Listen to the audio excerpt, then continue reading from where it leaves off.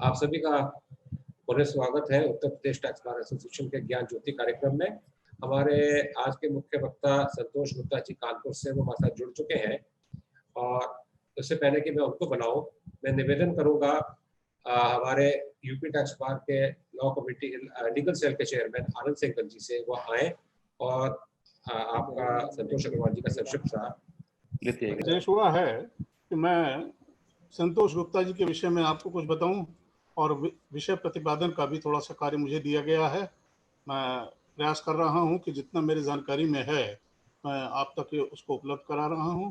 संतोष गुप्ता जी, आपका जन्म 5 जनवरी 1956 में हुआ। शिक्षा आपकी बीकॉम LLB कानपुर यूनिवर्सिटी से है। आपने टैक्सेशन में प्रारंभिक दौर में इनकम टैक्स में आपने प्रारंभ से वहाँ पर किया 1979 में, और तत्पश्चात दोनों ही कार्य आप बराबर बखूबी इसको देखते चले आ रहे हैं। और परिवार में आपके 3 पुत्रियां हैं, तीनों शादीशुदा हैं।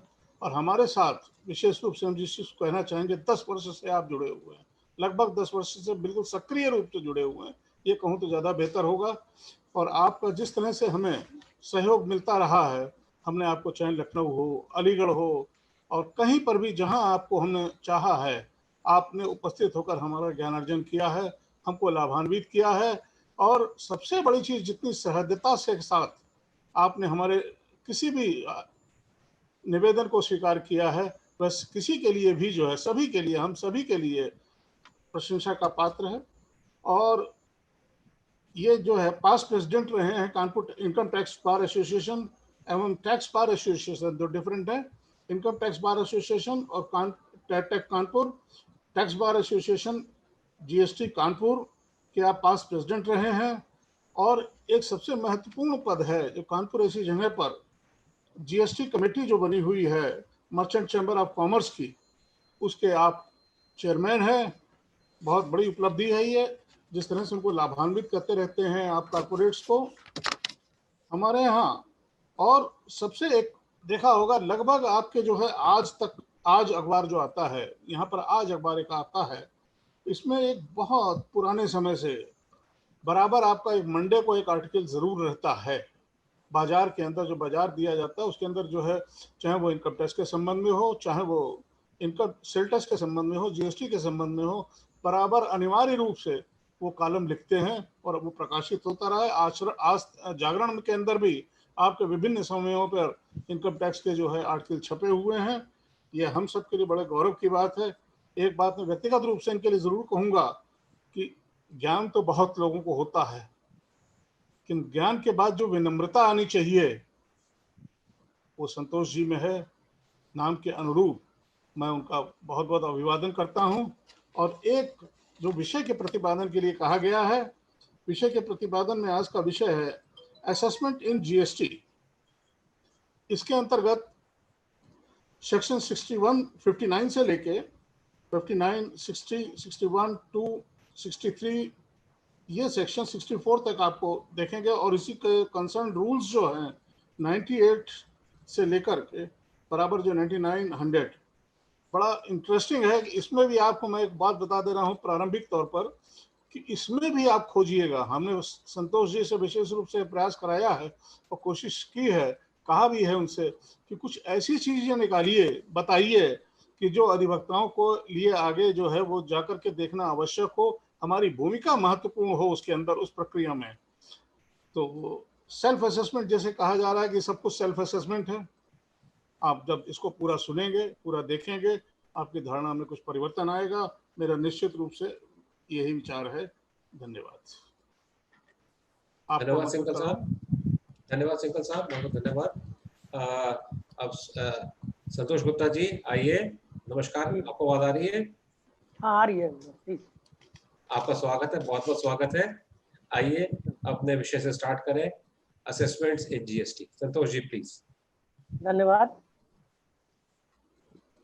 मैं UP tax bar association Kanpur के द्वारा, क्योंकि कानपुर में इसका जन्म हुआ था, तो आज जो ज्ञान ज्योति की श्रृंखला चल रही है और उसमें ये 14वां संस्कार, 14वां जूम हमारा वर्चुअल सेमिनार है। इसके लिए मैं श्री विक्रम चावला जी का विशेष आभार व्यक्त करता हूं कि उनके प्रयासों से ये हम लोगों को लॉकडाउन पीरियड के समय एक अवसर मिला कि हम लोग पूरे उत्तर प्रदेश के अधिवक्ताओं से जुड़ सकें, अपने आपस में एक दूसरे के ज्ञान का हम एक्सचेंज कर सकें, अपने व्यूज एक्सचेंज कर सकें। तो मैं इससे अपना लेक्चर शुरू करूं, अपना डेलिब्रेशन थॉट शुरू करूं। इसके पहले मैं अपने यूपी टैक्स बार एसोसिएशन के आदरणीय अरविंद गुप्ता जी का आजमगढ़ से, महामंत्री सौरभ गहलोत जी का लखनऊ और पास्ट प्रेसिडेंट श्री वीएन राय साहब वाराणसी से और अशोक कुमार जी बलिया से, शिव कुमार जी अरोड़ा जी, और आप सबका अभिवादन करता हूं, स्वागत करता हूं।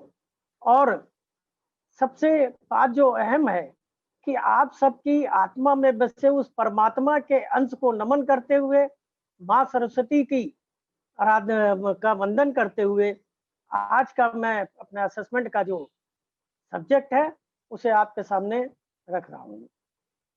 दोस्तों, बंधुओं, ये जो असेसमेंट की विचारधारा है, हमारे मन में जो अभी तक असेसमेंट की विचारधारा रही है वो ये रही है कि हम अपने अस्थवाइल एक्ट यूपी वैट एक्ट में और इनकम टैक्स एक्ट में, यूपी वैट एक्ट में धारा 25 में प्रोविजनल असेसमेंट था, धारा 28 में रेगुलर असेसमेंट था, सेक्शन 29 में रीअसेसमेंट था। इसी तर्ज पे इनकम टैक्स में हमारे यहाँ 143(3) की प्रोसीडिंग रेगुलर असेसमेंट की है, 147, 148 से रीओपनिंग है। तो ये सारी की सारी प्रोसीडिंग जो हम लोग कराते रहे हैं, उसका हमारे मन में एक विचारधारा है कि हम 12 महीने के फाइनेंशियल ईयर को बेस करके असेसमेंट प्रोसीडिंग संपादित कर रहे हैं, जबकि ये जो जीएसटी में असेसमेंट का चैप्टर है ये इंटायरली डिफरेंट है। ये कोई 12 महीने के फाइनेंशियल ईयर पर बेस नहीं कर रहा है, ये टैक्स पीरियड के हिसाब से बेस करता है। और इसमें है क्या कि अभी तक जो लोग सेंट्रल एक्साइज और सर्विस टैक्स में अपना वो करा डील करते रहे हैं, उन्हें पता होगा कि वहाँ एक एडजुडिकेशन प्रोसीडिंग होती है। वो एडजुडिकेशन प्रोसीडिंग भी पीरियड के हिसाब से होती है, वो कोई फाइनेंशियल ईयर बेसिस पे नहीं होती। जितना पीरियड उसमें कवर होता है उस पीरियड के हिसाब से चलती है। तो यहाँ भी जो हम लोग असेसमेंट की जो बात है वो फाइनेंशियल ईयर बेस ना होके टैक्स पीरियड वाइज बेस होती है। वो टैक्स पीरियड 12 महीने का भी हो सकता है, 18 महीने का भी हो सकता है, 8 महीने का भी हो सकता है, 9 महीने का भी हो सकता है, 1 महीने का टैक्स पीरियड भी हो सकता है। वो टैक्स पीरियड बेस ये असेसमेंट है। दूसरी चीज ये है कि जीएसटी रिजीम में और ये जो असेसमेंट है इसमें विक्रम चावला जी ने मुझसे एक बात कही थी कि ये जरा सा बताइएगा कि इसमें डिफरेंस क्या है। 73, 74 की जो प्रोसीडिंग है डिमांड एंड रिकवरी के चैप्टर की और जो असेसमेंट है असेसमेंट के चैप्टर की, इसमें डिफरेंस क्या है। मेरा अपना ये विचार है कि इसमें जो डिफरेंस है वो क्या है कि ये अलग अलग सेक्शंस हैं। असेसमेंट के चैप्टर में अलग से सेक्शन है जो डिटर्मिनेशन ऑफ टैक्स लायबिलिटी करती है, और 73, 74 में डिफरेंट सर्कमस्टांसेस पर एडजुडिकेशन हो सकता है। लेकिन जो 73, 74 की एडजुडिकेशन प्रोसीडिंग है उसमें असेसमेंट अंतर्निहित है। अंतर्निहित कैसे है?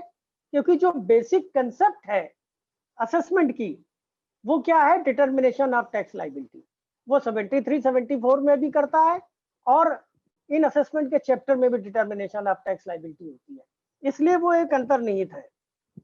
दूसरी बात है, हम लोग चूंकि असेसमेंट की जब यात्रा शुरू करें तो एक बात और जहन में लाई गई थी और तमाम पूर्व वक्ताओं ने भी हमारे इस पे काफी अपने विचार व्यक्त किए हैं। इसमें हम भी ये कहना चाहेंगे कि जो एसआईबी की सर्च एंड सीजर प्रोसीडिंग्स है, उसकी सर्च एंड सीजर प्रोसीडिंग्स में सेक्शन 67(2) में सीजर हो जाता है, 67(6) में प्रोविजनल रिलीज हो जाती है स्टॉक का। तो उसमें एसआईबी अधिकारी को केवल और केवल स्टॉक के सीजर के संबंध में कार्रवाई करने के लिए वो एम्पावर्ड है। मतलब स्टॉक का प्रोविजनल रिलीज कर सकता है और प्रोविजनल रिलीज होने के बाद उस स्टॉक को धारा 130 में कॉन्फिस्केशन ऑफ गुड्स कर सकता है। सही पाता है छोड़ सकता है, नहीं तो जो उसने पैसा जमा कराया है या बैंक गारंटी ली है उसके आधार पे 130 में टैक्स लायबिलिटी और पेनल्टी का डिस्क्रिप्शन डिटर्मिनेशन करता है जवाब वगैरह लेके प्रोसेस में, और एनी अदर सम जिसमें पेनल्टी भी हो सकती है उसका भी वो डिटर्मिनेशन करता है। यहां तक तो एसआईबी अधिकारियों को ये पावर कन्फाइंड है, लेकिन यदि सर्च और सर्वे के दौरान कोई कंसील्ड मटेरियल मिला है टर्नओवर का, जो जैसे जीएसटी में वर्ड है सप्लाई, सप्लाई में गुड्स की सेल परचेज और सर्विस रेंडर ऑफ सर्विस दोनों चीजें आती है, और जीएसटी में भी हर जगह ये वर्ड यूज किया गया है, सप्लाई ऑफ गुड्स और सर्विस आर बोथ। ये जीएसटी में आपको हर जगह टर्मिनोलॉजी मिलेगी। तो जो हमारी अपनी बात है आपसे शेयर करने की वो ये है कि जो कंसील्ड मटेरियल पाया गया है एसआईबी अधिकारी उसके बारे में कोई डिटर्मिनेशन नहीं कर सकते, वो कन्फाइंड रहेगा सीजर ऑफ गुड्स के लिए। केवल वो जो मटेरियल है उसका इन्वेस्टिगेशन अपनी रिपोर्ट बना के वो जो टेरिटोरियल जुरिडिक्शन अफसर है, जो प्रॉपर अफसर गवर्नमेंट ने सेंट्रल या स्टेट का जो नॉमिनेट किया गया है उसके पास भेजेगा। जैसे पहले हम लोगों के एसआईबी प्रोसीडिंग में होती थी, तो वो डिटरमिन करेगा, वो पावर उसको नहीं है, सिर्फ कॉन्फिस्केशन ऑफ गुड्स की पावर उसको है। तो ये दो बातों के साथ साथ हमारे इस असेसमेंट के चैप्टर में, इस चैप्टर के साथ साथ 73, 74 की जो एजुकेशन प्रोसीडिंग्स हैं वो बहुत इंपॉर्टेंट है।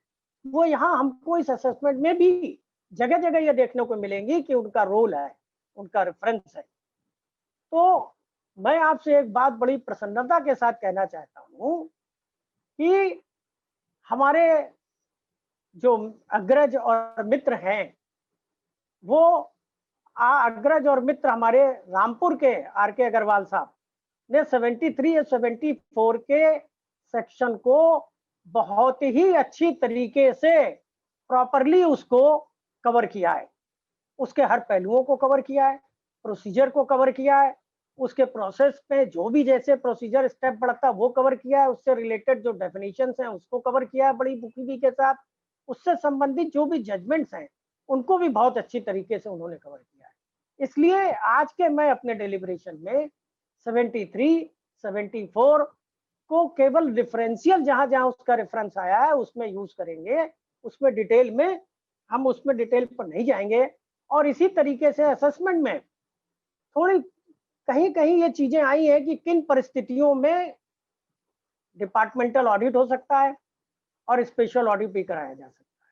इसके भी हमारे खान साहब ने ऑडिट की और इसकी बड़ी डिस्टेंस चर्चा कर दी है। तो जहां जहां असेसमेंट में इसका रोल है हम सिर्फ उसको रेफरेंस के रूप में लेंगे। हम अपनी असेसमेंट की यात्रा शुरू करें इसके पहले आपसे एक बार जरूर क्षमा प्रार्थी हैं कि ये लॉकडाउन का जो पीरियड है इसलिए हमारा ऑफिस भी 22 मार्च से लगभग पूरी तरह से लॉकडाउन है। तो कोई मटेरियल इंफ्रास्ट्रक्चर हमारा सब ऑफिस में है, ऑफिस और घर दोनों बिल्कुल अलग अलग है, इसलिए पीपीटी हम इसमें तैयार नहीं कर पाए हैं। हम जो भी बातचीत हम लोग आपस में शेयर करेंगे, और यदि विक्रम भाई आप लोगों की कोई बात ऐसी है कि पीपीटी चाहिए तो हम उसे प्रोवाइड करेंगे आफ्टर लॉकडाउन जब खुल जाएगा उसके बाद। तो चलिए हम लोग शुरू करते हैं असेसमेंट। ये असेसमेंट चैप्टर 12 में है, जैसा कि अभी आपको अरविंद सिंघल जी ने भी बताया कि सेक्शन 59 से 64 में ये असेसमेंट दिए हुए हैं, डिफरेंट असेसमेंट है। इसके जो गवर्निंग रूल्स है वो चैप्टर 11 में है, रूल 98 to 100 में उसको दिए हुए हैं। उस रूल्स में चलने के पहले एक इंपॉर्टेंट डेफिनेशन है जो हम लोगों को माइंड में पहले उसको समझ लेना जरूरी है। क्योंकि सारा का सारा असेसमेंट जिस भी प्रकार का है, जितनी प्रकार का है, वो इसी असेसमेंट की डेफिनेशन पर बेस करता है। तो असेसमेंट जहां कहीं भी हम एक्ट की बात करेंगे तो वो होगा सेंट्रल जीएसटी एक्ट 2017। जहां कहीं हम रूल की बात करेंगे वो होगा central goods and service rules 2017। तो सेक्शन 2 सब क्लास 11 असेसमेंट डिफाइन करता है। ये क्या है assessment? Assessment means determination of tax liability under this act.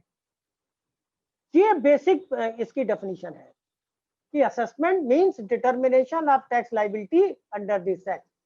अब ये इसको एक्सपेंड करता है इसकी डेफिनेशन को, क्या करके? एंड इंक्लूड्स वर्ड जहां कहीं भी आता है वो उसको इनलार्ज करता है, उसके स्कोप को, उसका जो मेन स्कोप, मेन सेक्शन है, प्रोविजो है, उसको एक्सटेंड करता है। तो ये क्या एक्सटेंड कर रहा है? And includes self assessment, reassessment, provisional assessment, summary assessment and best judgement assessment.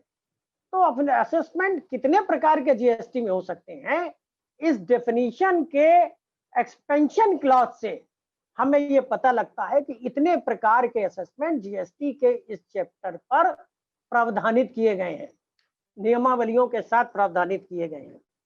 दूसरी बात एक और स्पष्ट रूप से हमको आपको समझ लेनी चाहिए कि असेसमेंट किसका होगा।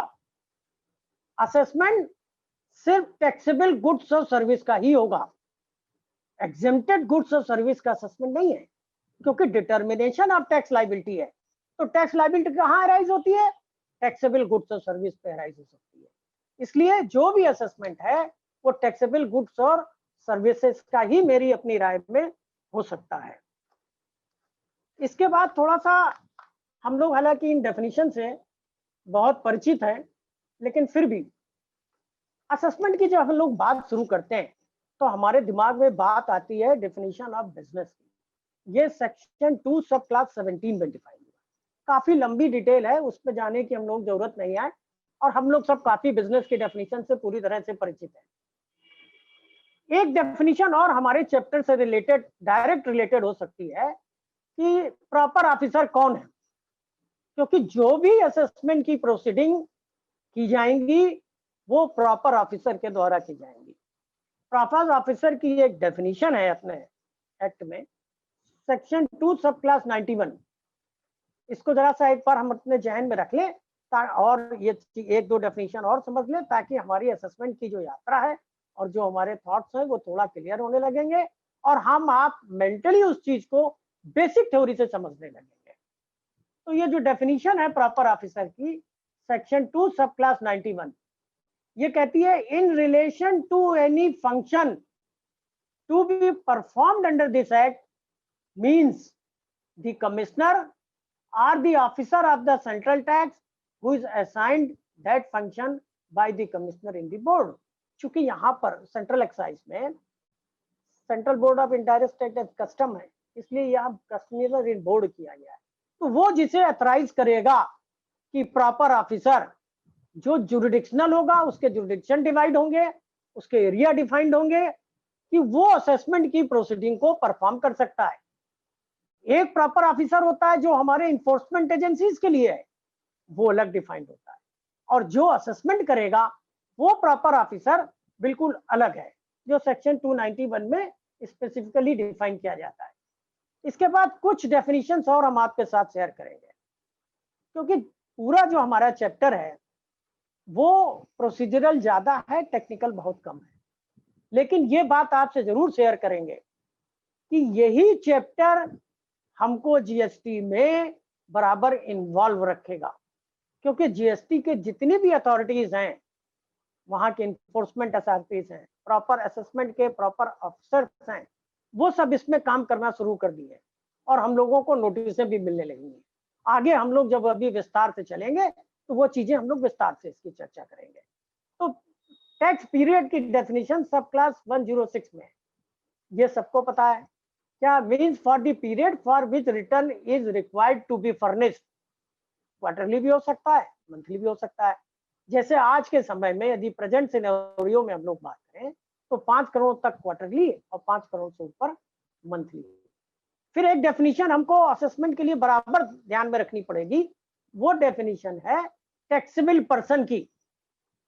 टैक्सेबल पर्सन सब क्लास 107 में डिफाइन किया गया है, means person who is registered. क्योंकि जो व्यक्ति, जो पर्सन या एंटिटी, बिजनेस की कोई भी एंटिटी यदि रजिस्टर्ड हो गई है तो वो टैक्सेबल पर्सन है। फिर उसकी जो थ्रेशोल्ड लिमिट है वो इमैटेरियल है। फिर वो 10 रुपए का भी धंधा करता है उदाहरण के लिए तो टैक्स लायबिलिटी उसके ऊपर है। फिर वो 40 लाख गुड्स और 20 लाख सर्विस वाली बात उस पर लागू नहीं होगी। इसलिए टैक्सेबल पर्सन में है कि जो रजिस्टर्ड है और liable to be registered under section 22 और सेक्शन 24। मतलब यदि हम अनरजिस्टर्ड होकर भी कारोबार कर रहे हैं और इस धारा 22 और धारा 24 के तहत हमारे रजिस्ट्रेशन की लाइबिलिटी है, माने हमारे ऊपर टैक्स लाइबिलिटी है, तो भी हम टैक्सेबल पर्सन होंगे। इस डेफिनेशन से ये बात उभर के आती है कि केवल रजिस्टर्ड पर्सन ही टैक्सेबल पर्सन नहीं है डीलर, अनरजिस्टर्ड डीलर भी टैक्सेबल पर्सन है। चलिए हम लोग आगे बढ़ते हैं। एक शब्द और हमको बार बार इसकी जरूरत पड़ेगी डेफिनेशन की, 108 में है टैक्सेबल सप्लाई। माने टैक्सेबल सप्लाई क्या होगी? मीन्स सप्लाई ऑफ गुड्स और services or both which is liable to tax under this act. माने इस एक्ट के अंतर्गत जो टैक्सेबल सप्लाई है गुड्स की, और वो सब टैक्सेबल सप्लाई होगी। अब इस सप्लाई को हमें यदि डिटरमिन करना है कि टैक्सेबल सप्लाई हम कैसे समझेंगे, तो इसमें हम लोगों को ये देखना पड़ेगा कि जीएसटी के एक्ट में 3 शेड्यूल हैं, शेड्यूल 1, शेड्यूल 2, शेड्यूल 3, सेक्शन 7 में डिफाइंड है। वो कुछ डीमिंग प्रोविजन भी बताते हैं कि कौन सी सप्लाई टैक्सेबल होगी, कौन सी सप्लाई नहीं टैक्सेबल होगी। उसका थोड़ा सा हम लोग जिक्र कर ले, फिर हम लोग आगे बढ़ते हैं असेसमेंट की तरफ। देखिए शेड्यूल 1 में क्या है, activities to be treated as supply even if made without consideration. मतलब इस शेड्यूल 1 में, सेक्शन 7 के शेड्यूल 1 में ऐसी भी सप्लाई जिसमें कोई कंसिडरेशन नहीं है, तो वो कैसे ट्रीट होगी, उसके बहुत सेक्शन है। काफी टाइम अपने पास इतना स्पेयर नहीं है, हम आप सब उस पे जाते हैं और जाना चाहिए। इसके डिटर्मिनेशन में इन चीजों को भी ध्यान देना चाहिए। शेड्यूल 2 इस बात का है कि activities for transactions to be treated as supply of goods और सप्लाई ऑफ सर्विसेज। इसमें वो चीजें डिफाइन की हुई हैं कि वो सप्लाई ऑफ गुड्स और सप्लाई ऑफ सर्विसेज कैसे मानी जाएंगी। काफी विस्तृत है, वो हम लोग अपना देख सकते हैं, अभी रेफरेंस के तौर पर इसको बस इतना समझ लीजिए। फिर सेक्शन 7 में है शेड्यूल 3। शेड्यूल 3 क्या कहता है कि एक्टिविटीज और transactions which shall be treated neither as a supply of goods nor a supply of services। मतलब ये स्पेसिफिकली एग्जेम्प्टेड सप्लाई और सर्विस के डीमिंग प्रोविजंस बताता है कि किन किन सर्कमस्टांसेस पर वो टैक्सेबल सप्लाई नहीं होगी, मतलब वो सप्लाई ऑफ सर्विस या गुड्स नहीं मानी जाएगी। ये 3 है। इन 3 के अलावा कुछ नोटिफिकेशन से भी एग्जेम्पशंस मिलते हैं, तो उन नोटिफिकेशंस को भी हमको देखना पड़ेगा। फिर एक चीज इसी समय ये बात हम शेयर कर लेना चाहते हैं, आपसे डिस्कस कर लेना चाहते हैं। हालांकि सब लोग जानते हैं, लेकिन असेसमेंट के पहले काफी मोटी मोटी बात हमारे आपके दिमाग में आ जाए।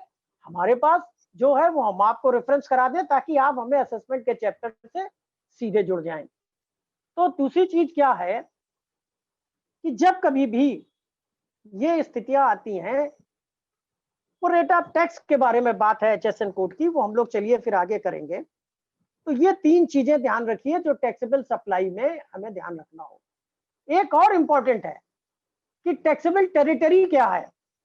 109 सब क्लास 109 डिफाइन करता है कि टैक्सेबल टेरिटरी क्या है। क्यों भी कोई भी tax liability within taxable territory ही होगी, जैसे हाई सी सेल्स वगैरह है इसके लिए उससे बाहर है। तो इसलिए ये भी बहुत ध्यान रखना पड़ेगा हमको कि टैक्सेबल टेरिटरी क्या है। Means the territory to which the provision of this tax apply. इस एक्ट के प्रोविजन जिस टेरिटरी तक अप्लाई करते हैं वो टैक्सेबल टेरिटरी होगी। अभी स्टेट ऑफ जम्मू वगैरह इसमें शामिल हुए हैं, जीएसटी वहां लागू कर दी गई है, लेकिन अभी तक ये तो हम अपने जो हमारे वरिष्ठ लोग हैं हमारे साथ जुड़े हुए हैं उनके थॉट्स के लिए एक जो मेरे मन में बात है वो हम शेयर करना चाहें। सीजीएसटी एक्ट में जो इसका स्कोप सेक्शन है वो स्कोप सेक्शन अभी भी जम्मू एंड कश्मीर को एक्सक्लूड कर रहा है और उसका कोई भी डेफिनेशन अभी कोई भी उसमें अमेंडमेंट नहीं हुआ है। और यदि अमेंडमेंट नहीं हुआ है तो फिर जम्मू एंड कश्मीर में सीजीएसटी या जीएसटी अप्लाई करेगी नहीं करेगी, ये एक चिंतन का विषय है जो हम आप सबके लिए छोड़ रहे हैं। अभी ये हमारा सब्जेक्ट नहीं है, हम इसको पार करके आगे बढ़ते हैं।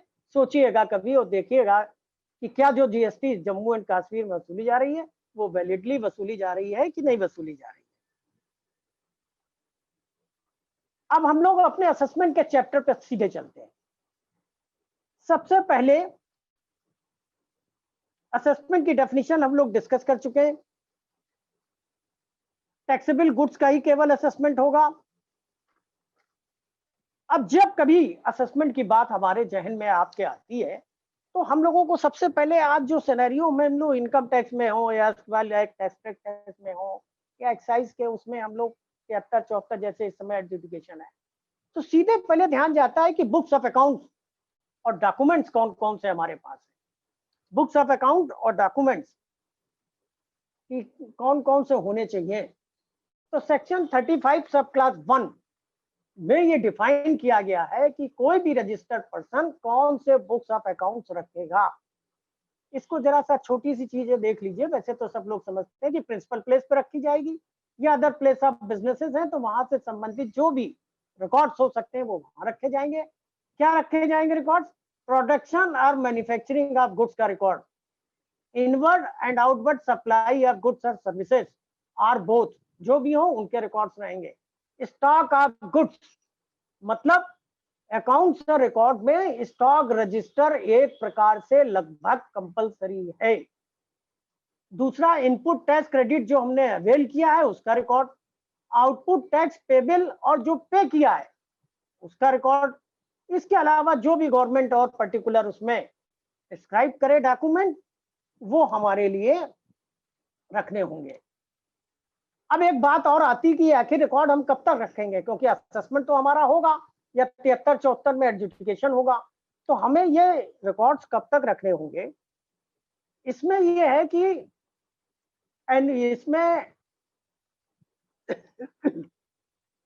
जो एनुअल रिटर्न की डेट फर्निशिंग की है उस फाइनेंशियल ईयर की, उसकी समाप्ति से 72 महीने 72 महीने तक हमें वो रिकॉर्ड्स इसमें रखने। जीएसटी में ये प्रावधान है।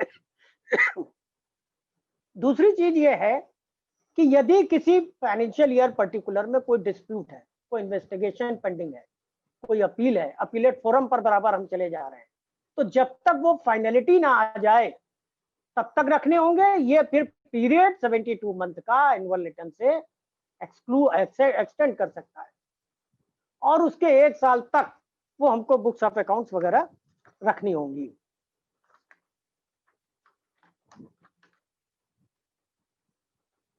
अब हम लोग असेसमेंट के डायरेक्ट चैप्टर पे कन्फाइंड होते हैं कि असेसमेंट कितने प्रकार का है।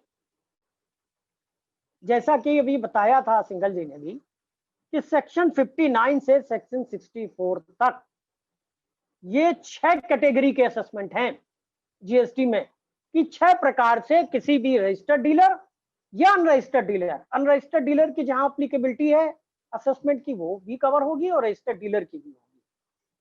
तो ये 6 प्रकार के असेसमेंट हैं।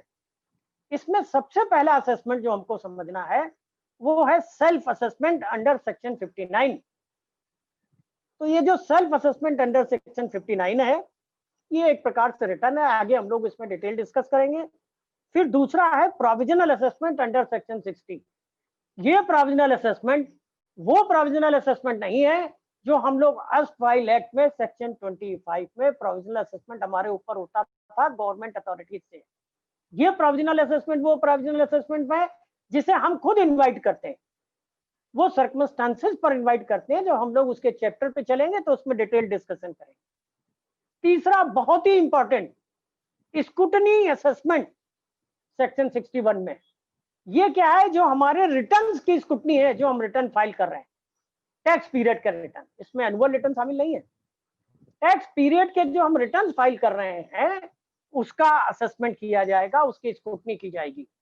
और ये सबसे ज्यादा इस समय यही असेसमेंट पिक्चर में आ चुका है। हमारे स्टेट और सेंट्रल की अथॉरिटीज इसमें इशू करने लगी है नोटिसेस, और सेंट्रल की तो खास कर करने लगी है। कुछ स्टेट अथॉरिटीज ने भी इधर शुरू कर दिया है स्क्रूटनी ऑफ असेसमेंट। और मित्रों, यही स्क्रूटनी ऑफ असेसमेंट है जो हमको आपको बराबर व्यस्त रखेगा। अपने क्लाइंट के इंटरेस्ट को सेव करना होगा और हमें अपने दिमाग लगाने होंगे इनके इस स्क्रूटनी असेसमेंट से बचने के लिए। अब इसकी पूरे डिटेल में हम लोग आएंगे। फिर रजिस्टर्ड डीलर का बेस्ट जजमेंट असेसमेंट है सेक्शन 62 में। एक दूसरा बेस्ट जजमेंट असेसमेंट है सेक्शन 63 में, वो अनरजिस्टर्ड डीलर के ऊपर है कि अनरजिस्टर्ड डीलर के ऊपर कैसे हो सकता है बेस्ट जजमेंट असेसमेंट। और लास्ट में जो टर्मिनोलॉजी यूज की गई है, summary assessment in certain special circumstances, वो सेक्शन 64 में है। सेक्शन 64 में ऐसी परिस्थितियां, इमीडिएट परिस्थितियां बताई गई हैं जिसमें कि to protect the interest of revenue authorities इस समरी असेसमेंट में प्रोसीड कर सकें। चलिए हम लोग वन बाय वन इन असेसमेंट के बारे में बात करते हैं। इसमें जो वर्ड्स एंड फ्रेसेस और टर्मिनोलॉजी यूज की गई हैं इन असेसमेंट में, सेक्शंस में,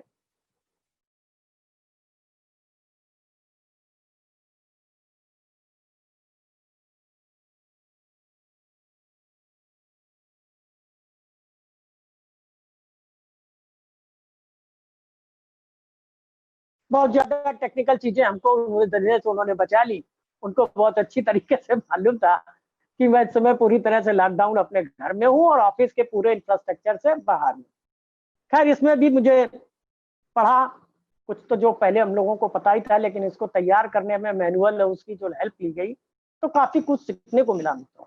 और असेसमेंट, वाकई ये जो असेसमेंट है वो असेसमेंट से हमको बहुत कुछ मिलने जा रहा है, अपनी ब्रेन की एक्सरसाइज मिलने जा रही है। अपने क्लाइंट्स को अब हमें ढंग से पढ़ने होंगे, इन्हें समझना होगा, और जो वो नोटिसेस आएंगी तो उनके हिसाब से हमें तैयार रहना होगा।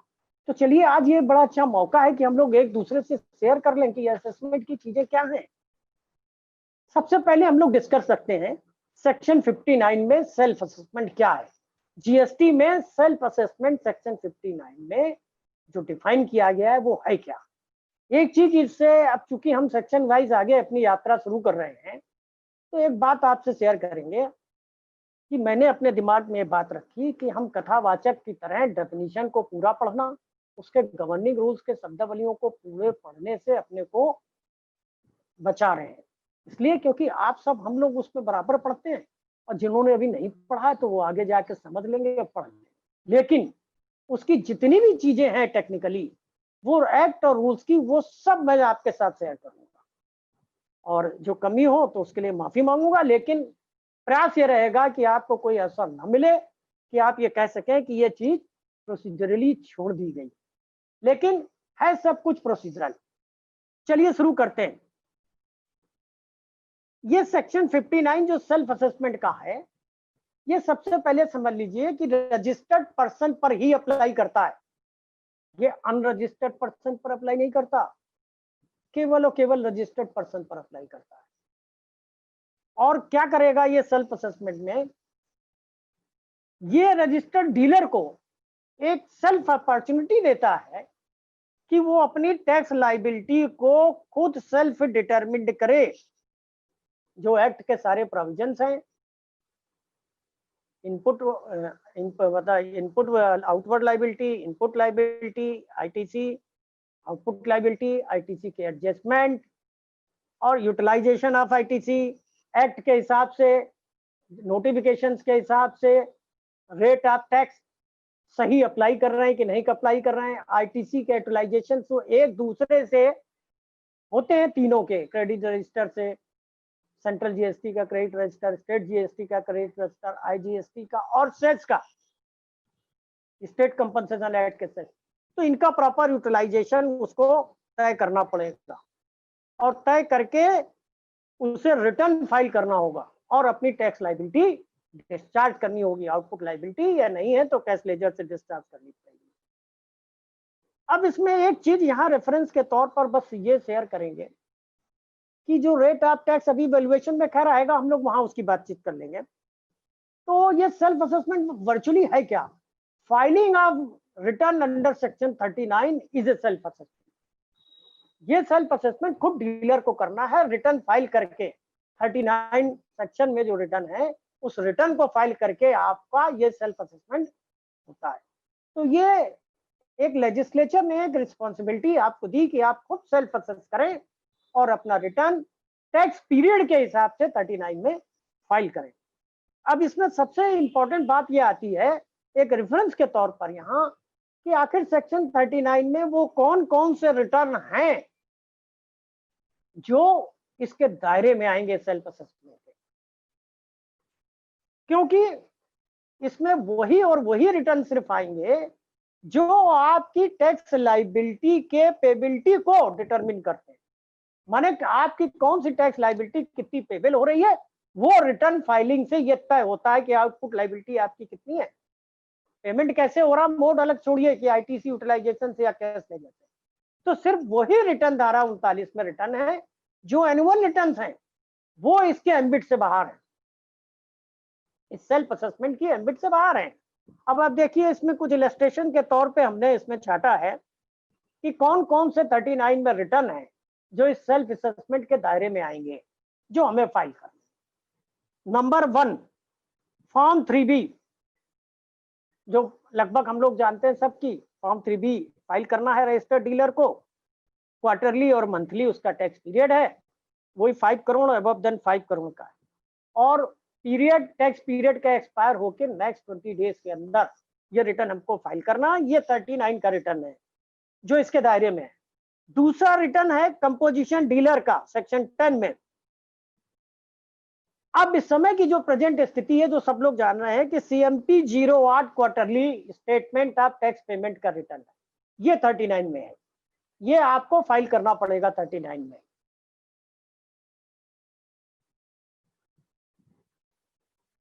तीसरा एक रिटर्न है जो TDS का रिटर्न है अंडर सेक्शन 51,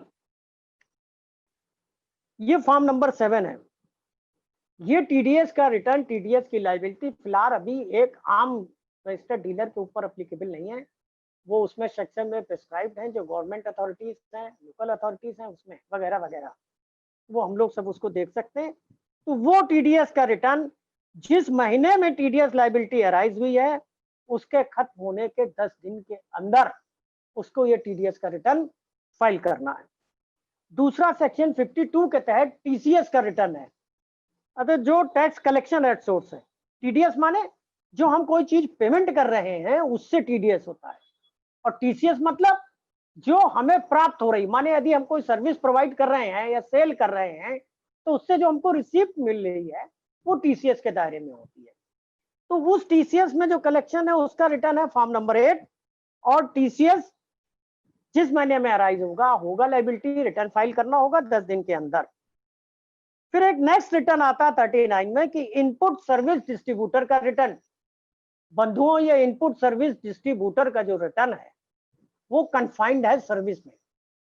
ये एक ऐसा रिटर्न है, थोड़ी सी बात कर लें इसकी खाली, कि यदि मान लीजिए हमारा हेड ऑफिस यूपी में है, हम दिल्ली, मध्य प्रदेश, इधर उधर और वर्चुअल यूनिट जो हमने डाइवर्सिफिकेशन के लिए अलग अलग वर्टिकल यूनिट में रजिस्ट्रेशन ले रखे हैं वो इससे डिफरेंट है। अब उदाहरण के लिए मान लीजिए हमने कोई अपने कंप्यूटर या IT नेटवर्क के मेंटेनेंस का कॉन्ट्रैक्ट एक कंपनी को दे दिया और सारी जगह के लिए दे दिए, 4-5 स्टेट या और हमारे स्टेट के अंदर ही जो वर्चुअल यूनिट्स हैं, हमारी डिफरेंट यूनिट्स हैं, डिफरेंट क्लासिफिकेशन के लिए हमने रजिस्ट्रेशन हम ले सकते हैं, हमने ले रखा है, तो उसका पेमेंट कर दिया हमने, तो उसकी लाइबिलिटी उसमें प्रोपोर्शनेट हमको जो डिस्ट्रीब्यूट करनी है वो टैक्स इनवाइस जारी करके सर्विस की हम उन यूनिट को वो इनवाइस दे देंगे, तो वो इनकी सर्विस डिस्ट्रीब्यूशन हो गया इनपुट का। और उसका एक स्पेसिफिक रिटर्न है GSTR 6, जो उस महीने की समाप्ति से या टैक्स पीरियड की समाप्ति से 13 दिन के अंदर फाइल होना है। एक और रिटर्न है नॉन रेसिडेंट टैक्सेबल पर्सन जो फाइल करेगा। ये नॉन रेसिडेंट टैक्सेबल पर्सन कौन होगा? ये वो होगा, जैसे मान लीजिए हमारे स्टेट में कोई बंबई का आदमी आ रहा है और एग्जीबिशन सेल लगा रहा है, या एक फिक्स पीरियड ऑफ टाइम के लिए वो हमारे यहाँ कारोबार करने के लिए आ रहा है, तो वो जो रजिस्ट्रेशन लेगा फिक्स पीरियड के लिए या एक टाइम बिंग कम पीरियड के लिए, तो वो अपना रिटर्न GSTR 5 में दाखिल करेगा उस मंथली 20 दिन के अंदर।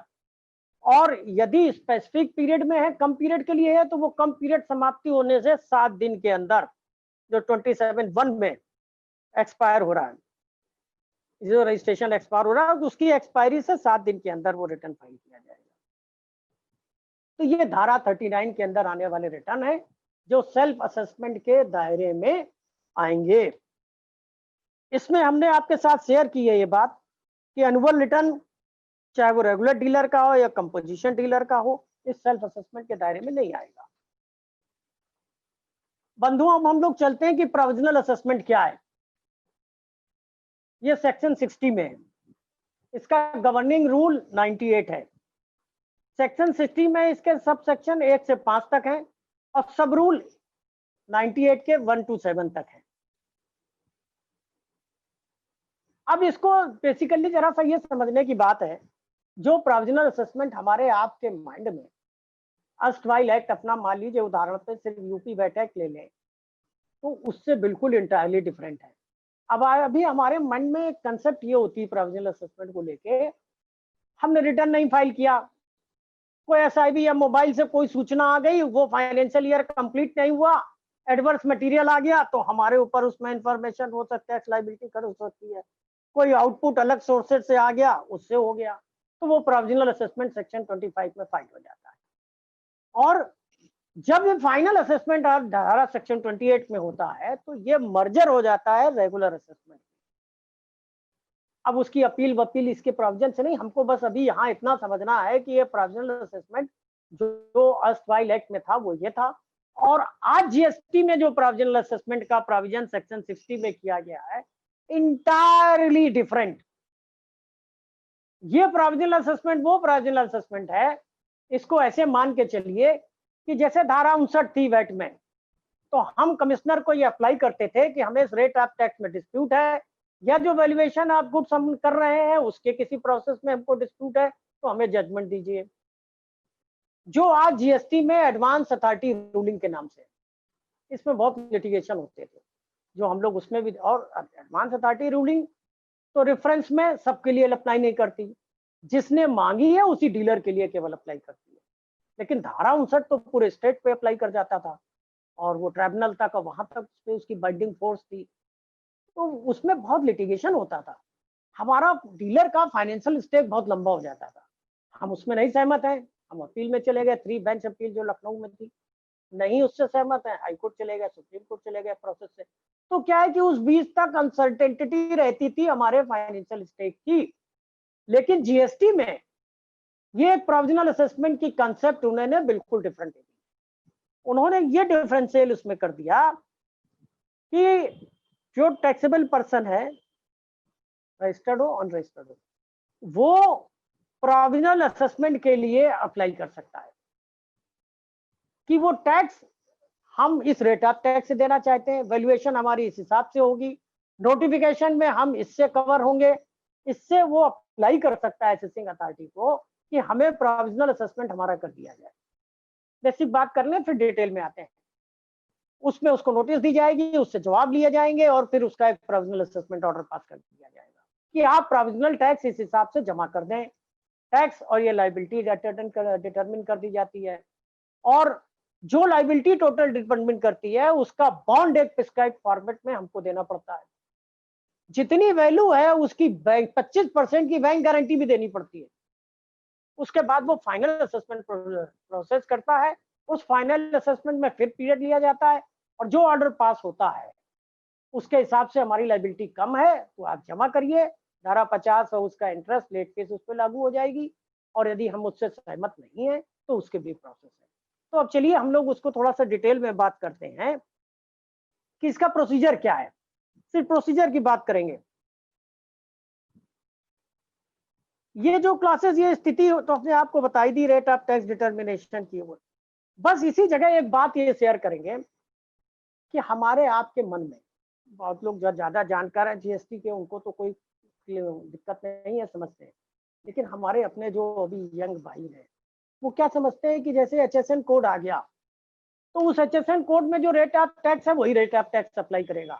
उस HSN कोड में, ये कस्टम का HSN कोड है, उसमें उसके सब कोड्स बहुत हैं जो अलग अलग कमोडिटी, सर्विसेज और इस सब को डील करते हैं।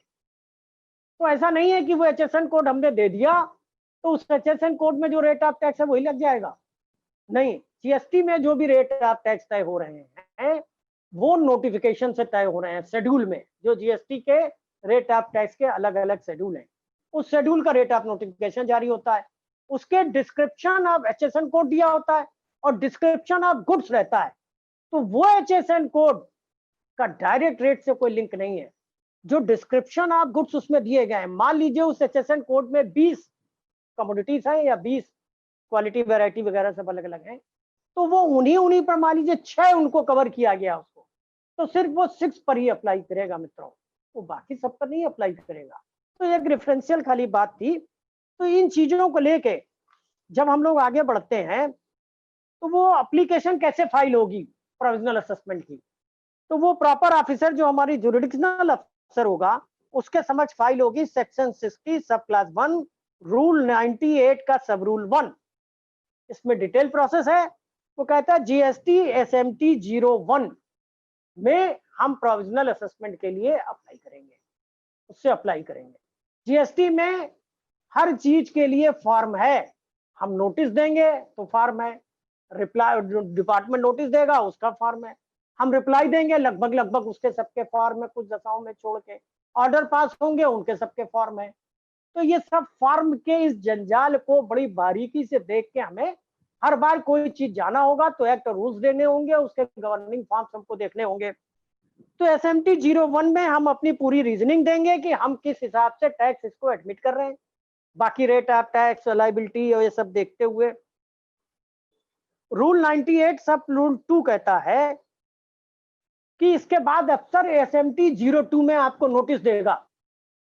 नोटिस में वो जो एडिशनल रिक्वायरमेंट उसकी डॉक्यूमेंट की होगी, इंफॉर्मेशन की होगी, जो आपने क्लेम किया है प्रोविजनल टैक्स जमा करने का, उसके सपोर्ट में आपसे मांगेगा। इसके जवाब में डीलर को SMT 03 में रिप्लाई देनी होगी और उस रिप्लाई में, डिटेल्ड रिप्लाई के साथ, आप पर्सनल हियरिंग भी मांग सकते हैं प्रॉपर अफसर से। तो प्रॉपर अफसर को आपको पर्सनल हियरिंग भी देनी होगी। ये पर्सनल हियरिंग का प्रोसेस जैसे ही खत्म हुआ तो सेक्शन 60 सब क्लास 2 रूल 98 सब रूल 3 ये बताता है कि अब ऑर्डर कैसे पास होगा। तो ये जो प्रोविजनल असेसमेंट ऑर्डर है वो ASMT 04 में पास किया जाएगा। उसमें अफसर अपने हिसाब से सब पूरा वर्किंग करेगा, पूरे चीजें देगा, लायबिलिटी वर्कआउट करेगा और अमाउंट ऑफ बॉन्ड जो आपको देना है वो वर्कआउट करेगा। ये अमाउंट ऑफ बॉन्ड जो है वो आप फाइल करेंगे और सिक्योरिटी बैंक गारंटी रूल में स्पेसिफिक है कि वो बैंक गारंटी के रूप में होगी।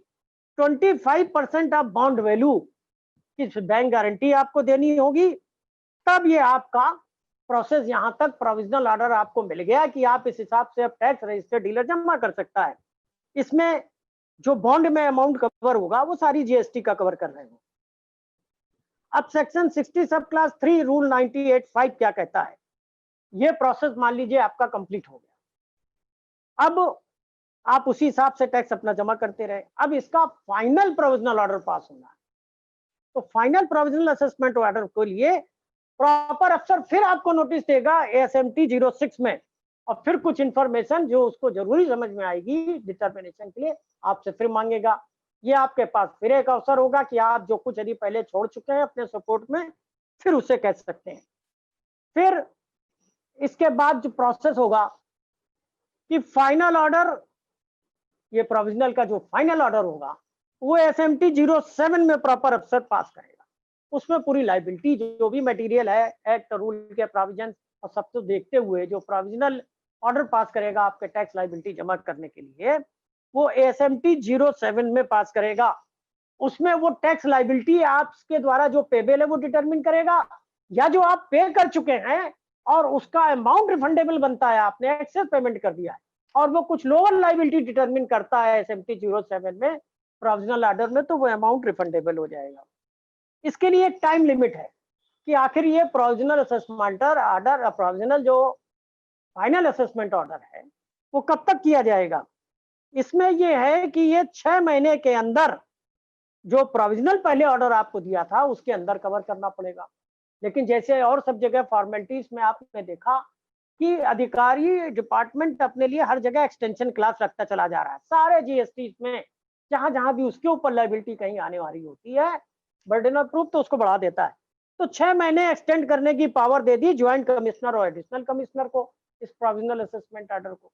इसके बाद एक बहुत ही ड्रास्टिक है कि तब तक भी नहीं कर पाया तो कमिश्नर को पावर दे दी कि वो 4 साल तक ये प्रोविजनल फाइनल ऑर्डर का एक्सटेंशन दे सकता है प्रॉपर अफसर को। अब सोचिए कितना बड़ा लंबा पीरियड है, हमारा फाइनेंशियल स्टेक तब तक लगा रहेगा। तो इसको तो कम से कम किया जाना चाहिए। ये प्रोविजन बिल्कुल भी सही नहीं है, जस्टिफाइड नहीं है। और रीजन रिकॉर्ड करना है, रीजन तो रिकॉर्ड हो ही जाते हैं। रीजन हम आप लोग समझ रहे हैं, जो भी एक्सटेंशन गवर्नमेंट अपने उसमें करती है सबके रीजन रिकॉर्ड कर लेती है। तो जो प्रोविजनल फाइनल ऑर्डर आएगा वो 60 सबसेक्शन 4 में बराबर है कि 51 की इंटरेस्ट की लाइबिलिटी शॉर्ट पेमेंट पर होगी, जो फाइनल असेसमेंट SMT 07 से आपके ऊपर आएगी, और वो तब से लगेगी जब से रेलेवेंट टैक्स पीरियड से वो इंटरेस्ट की लाइबिलिटी पेमेंट है 18%, माने अप टू 18% वर्ड है उसमें section 15 as notified by the central government, या सेंट्रल गवर्नमेंट जो रेट माने 18 तक हो सकती है, 18 ही नहीं 18 से कम भी हो सकती है, मैंने 18 से ज्यादा तो हो ही नहीं सकती। वो नोटिफिकेशन जो सेंट्रल गवर्नमेंट इशू करेगी, अभी वो नोटिफिकेशन इशू है कि नहीं इशू है इस पे अभी हमने बहुत ज्यादा ध्यान नहीं दिया है, लेकिन नोटिफिकेशन जरूरी है क्योंकि उसी से तो रेट ऑफ टैक्स तय होगा। दूसरी चीज रिफंड की आती है इस प्रोविजनल असेसमेंट ऑर्डर में, जो SMT 07 के फाइनल प्रोविजनल ऑर्डर में प्रॉपर अफसर ने आपका एक्सेस टैक्स पेमेंट को रिफंड का ऑर्डर किया है। वो रिफंड आपको कैसे मिलेगा, सेक्शन 60 सब क्लास 5 ये बताता है कि उसके लिए आपको धारा 54 के तहत रिफंड की अलग से एप्लीकेशन प्रॉपर अफसर को देनी होगी, तब ये रिफंड मिलेगा। ये कोई ऑटोमेटिक नहीं है, ये ऐसी एक सिंपल एप्लीकेशन डाल दी और आपके पास रिफंड आएगा। आप तो सोचते मेरे पास रिफंड नहीं, ऐसा नहीं होगा।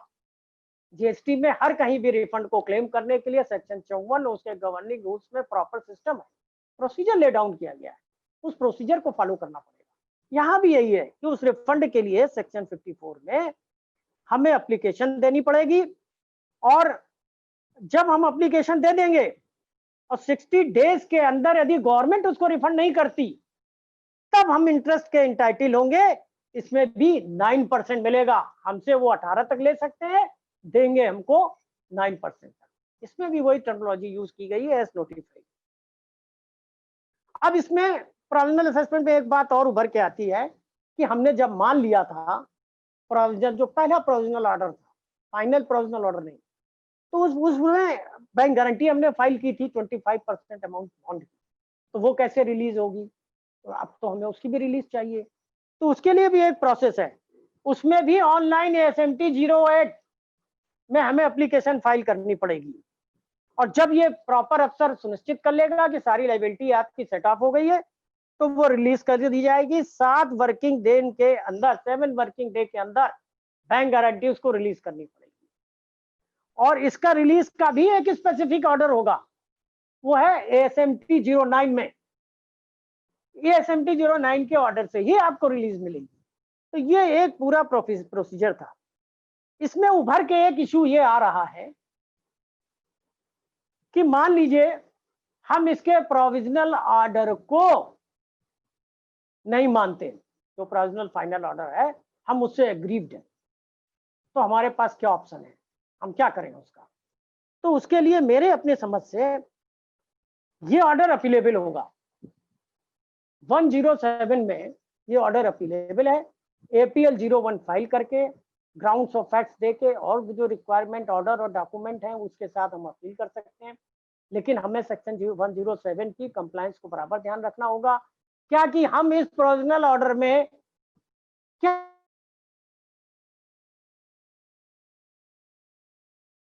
एडमिट वो जमा होना चाहिए, तब तो अपील एंटरटेन होगी। दूसरी चीज ये है कि जो डिस्प्यूट कर रहे हैं हम, डिस्प्यूटेड टैक्स लायबिलिटी क्या होगी, उसका 10% टैक्स तो हमें जमा करना पड़ेगा, इंटरेस्ट तो दूसरे सम का नहीं, लेकिन टैक्स का 10% जमा करना पड़ेगा। तो डिस्प्यूटेड ये वर्कआउट होगा कि क्या हम मान रहे हैं और क्या हम उसके ऑर्डर से नहीं मान रहे हैं। उसका जो डिफरेंशियल अमाउंट है टैक्स का वो 10% करेगा। तो इसमें एक अपील की गुंजाइश है। अब यदि सवाल उठता है कि भाई ये कोई स्पेसिफिक ऑर्डर तो हमें नहीं दिखता कि जिसकी अपील हो सकती है, तो कोई फाइनल ऑर्डर नहीं है, ये किसी ना किसी के मन में ये बात आ सकती है। तो इसके लिए आप सेक्शन 121 को रेफर करें। सेक्शन 121 स्पेसिफिकली ये प्रोवाइड करता है कि किस किस ऑर्डर के अगेंस्ट अपील नहीं हो सकती। मीनिंग देयर भाई कि इसके अलावा सबकी अपील हो सकती है, जो भी ऑर्डर पास हुआ वो सब ऑर्डर अपीलेबल है। 107 भी ये कहता है सारे ऑर्डर अपीलेबल है।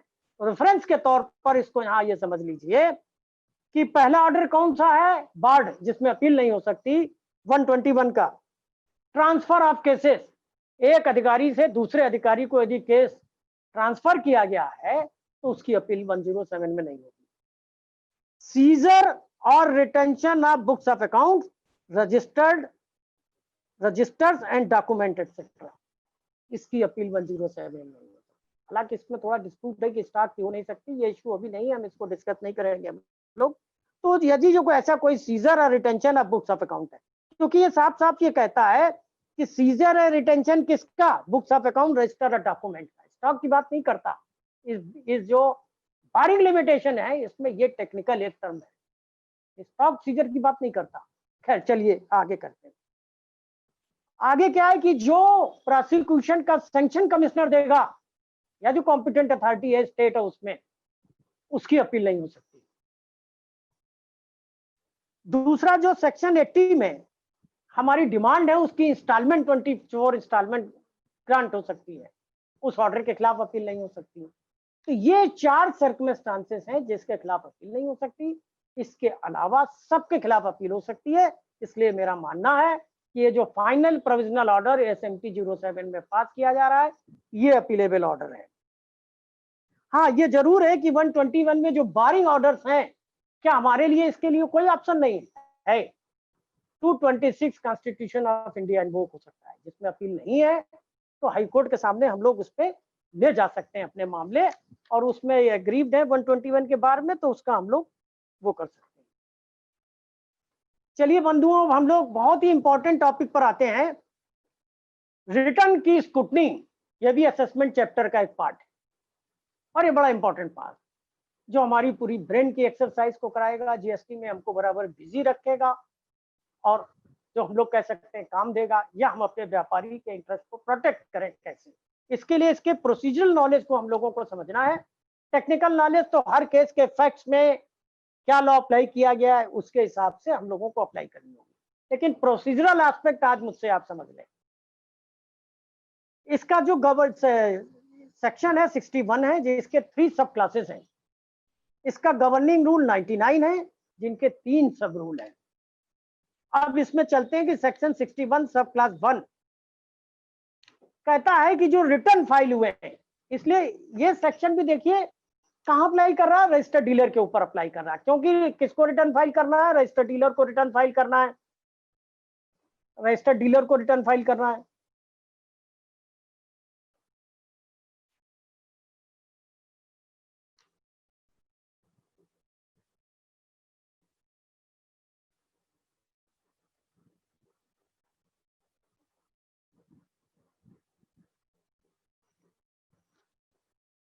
सॉरी मित्रों, थोड़ा सा मिसिंग हो गई थी, क्योंकि हम लोगों को तो बहुत ये टेक्नोलॉजी की कोई जानकारी इतनी थी नहीं, बड़े मतलब का काम लोग निकालते थे। बाहर तो हमारे सब स्टाफ एसोसिएट करते थे, तो विक्रम भाई ने हम लोगों को सिखा पढ़ा दिया कि कुछ कर लो, तो हम लोग मोबाइल के सहारे आपके सामने हैं।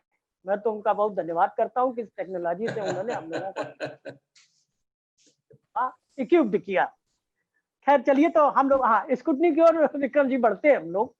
अब इसमें क्या है कि देखिए, जैसे हमने कहा ना, रजिस्टर्ड डीलर के लिए अप्लाई करता है, जो रिटर्न फाइल हुए हैं उसी के लिए सेक्शन अप्लाई करता है। जहां रिटर्न नहीं फाइल है वो दूसरे सेक्शन में। इसमें केवल जहां हम लोग रिटर्न फाइल किए हुए हैं उसकी करेक्टनेस को प्रॉपर अफसर चेक कर सकता है। करेक्टनेस में जैसे आप लोग सब जानते हैं, रूल 99(1) भी है इससे गवर्निंग रूल, कि हर चीज चेक होगी। रेट ऑफ टैक्स हो, आईटीसी की एलिजिबिलिटी नॉन एलिजिबिलिटी हो, आउटपुट लाइबिलिटी, इनपुट लाइबिलिटी, ये सब भी जो चीजें हम लोग रिटर्न में फाइल करते हैं, थोड़े में बहुत समझिए, उसकी पूरी करेक्टनेस को प्रॉपर अफसर चेक कर सकता है रिटर्न की। और यदि उसको कोई डिस्क्रिपेंसीज मिलती है तो इस डिस्क्रिपेंसीज के लिए वो इंटीमेट करेगा रजिस्टर्ड डीलर को एक्सप्लेनेशन फर्निश करने के लिए। इसके लिए भी जो नोटिस का एक फॉर्मेट है, फॉर्मेट तो आपको सब जगह मिलेंगे। एसएमटी 10 काफी हमारे अधिवक्ता बंधुओं को मिले होंगे, एसएमटी 10 जो काफी तेजी से लोगों को मिल रहे हैं। तो एसएमटी 10 में नोटिस देगा, 30 दिन का समय देगा कि 30 दिन के अंदर नोटिस की सर्विस के आप हमें पूरा इसका जवाब एक्सप्लेनेशन दे दो। टाइम एक्सटेंड हो सकता है, यदि प्रॉपर अफसर चाहे तो 30 दिन के बाद भी ये थोड़ा सा टाइम वो एक्सटेंड कर सकता है। लेकिन इस एसएमटी 10 में उसको क्वांटिफिकेशन टैक्स का, इंटरेस्ट का या अदर सम कोई पेबल है तो उसका करना पड़ेगा। ये सिंपल नोटिस ऐसे नहीं है कि ये भैया हमें समझ में नहीं आ रहा, हमारा ग्राउंड है में डिस्क्रिपेंसीज है तो ये एक्ट के हिसाब से नहीं है।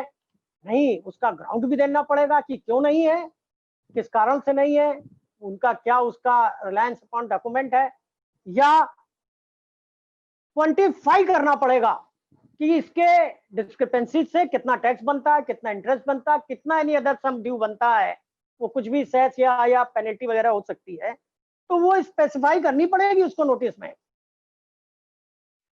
अब प्रोसेस में आगे बढ़ते हैं तो रजिस्टर्ड डीलर के पास दो ऑप्शन है, या तो रजिस्टर्ड डीलर उसको एक्सेप्ट कर ले उस डिस्क्रिपेंसीज को।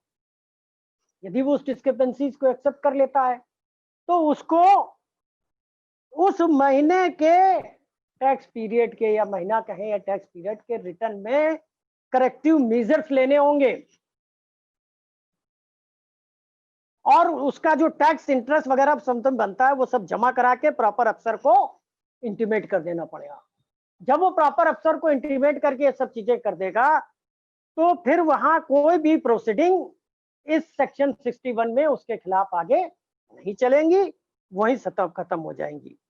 अब दूसरा विकल्प है कि हम उसको एक्सेप्ट नहीं करते, जो भी डिस्क्रिपेंसीज या जो भी रिजेक्शन के ग्राउंड्स हैं, डिसअलाउंस के ग्राउंड्स हैं, हमें नहीं एक्सेप्ट है, तो वो इस स्थिति में हमारे पास ये ऑप्शन है कि हम जीएसटी एसएमटी 11 में उसका एक्सप्लेनेशन उसको सबमिट करें।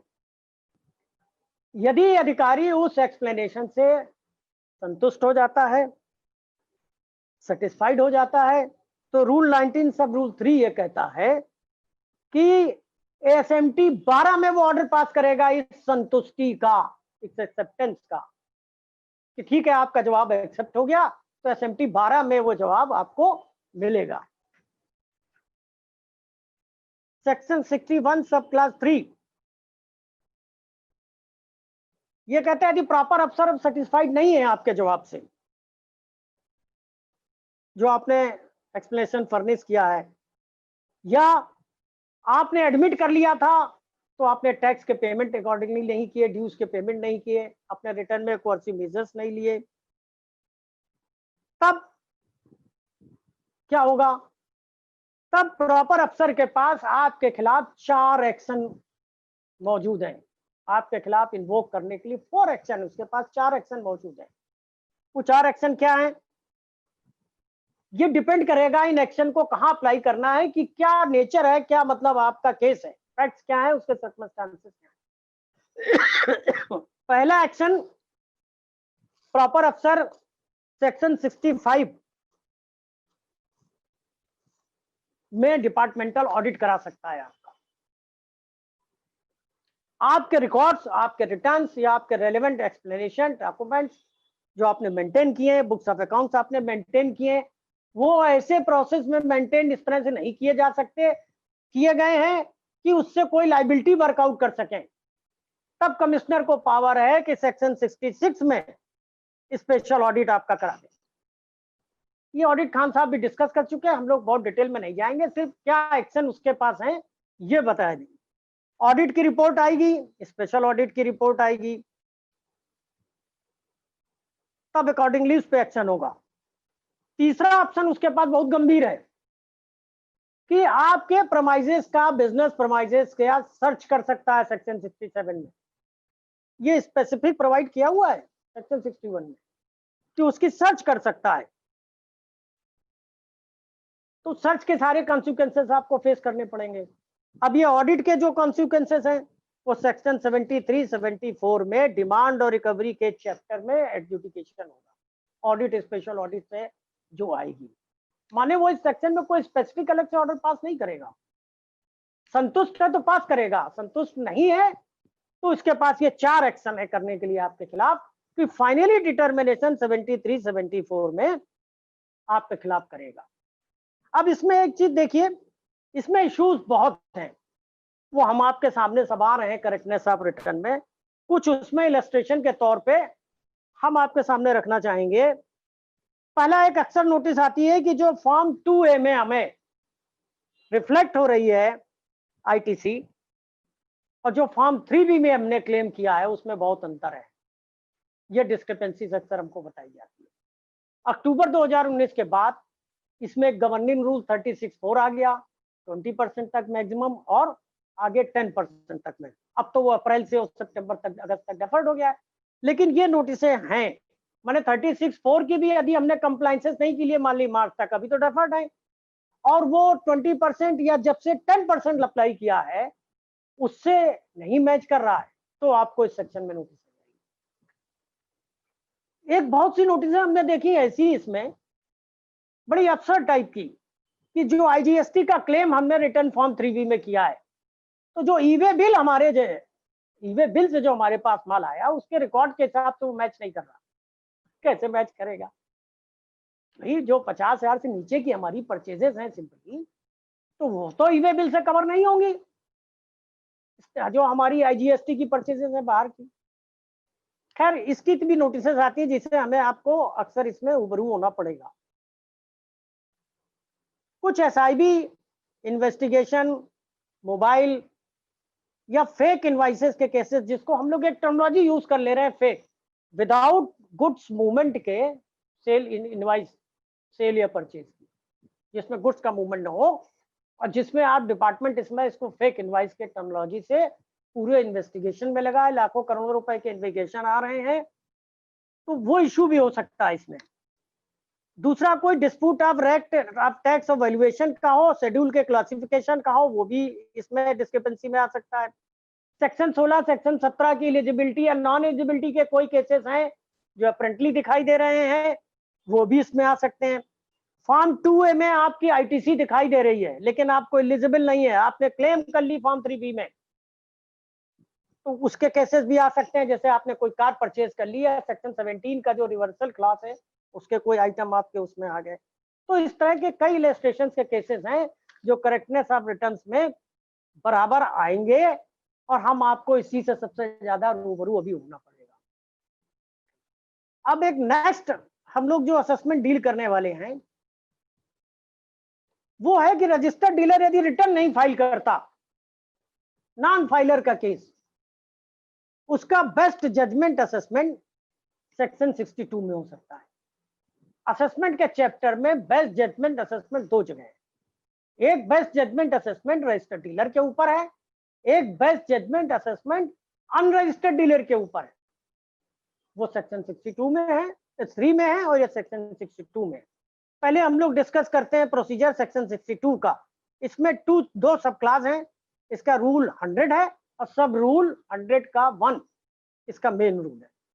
इसमें क्या चीज है, यदि कोई रजिस्टर्ड पर्सन धारा 39 और धारा 45 के रिटर्न को फाइल नहीं करता, तो ये प्रोविजन इन्वोक हो जाते हैं।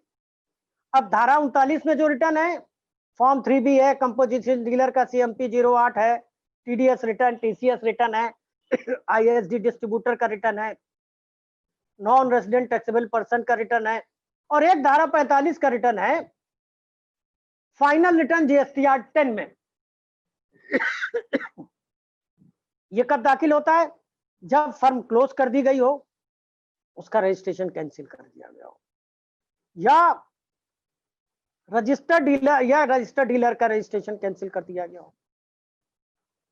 तो रिटर्न यदि उसने फाइल नहीं किया तो उसे नोटिस दी जाएगी धारा 46 के तहत कि 15 दिन के अंदर सब रूल 60 के तहत फॉर्म GSTR 3A में रिटर्न फाइल कर दीजिए।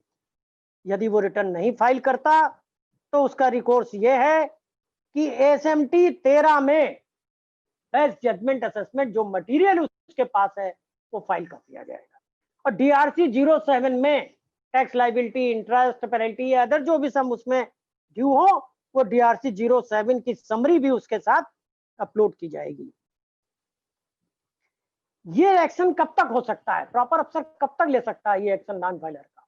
तो इसमें एक टाइम लिमिट दी हुई है।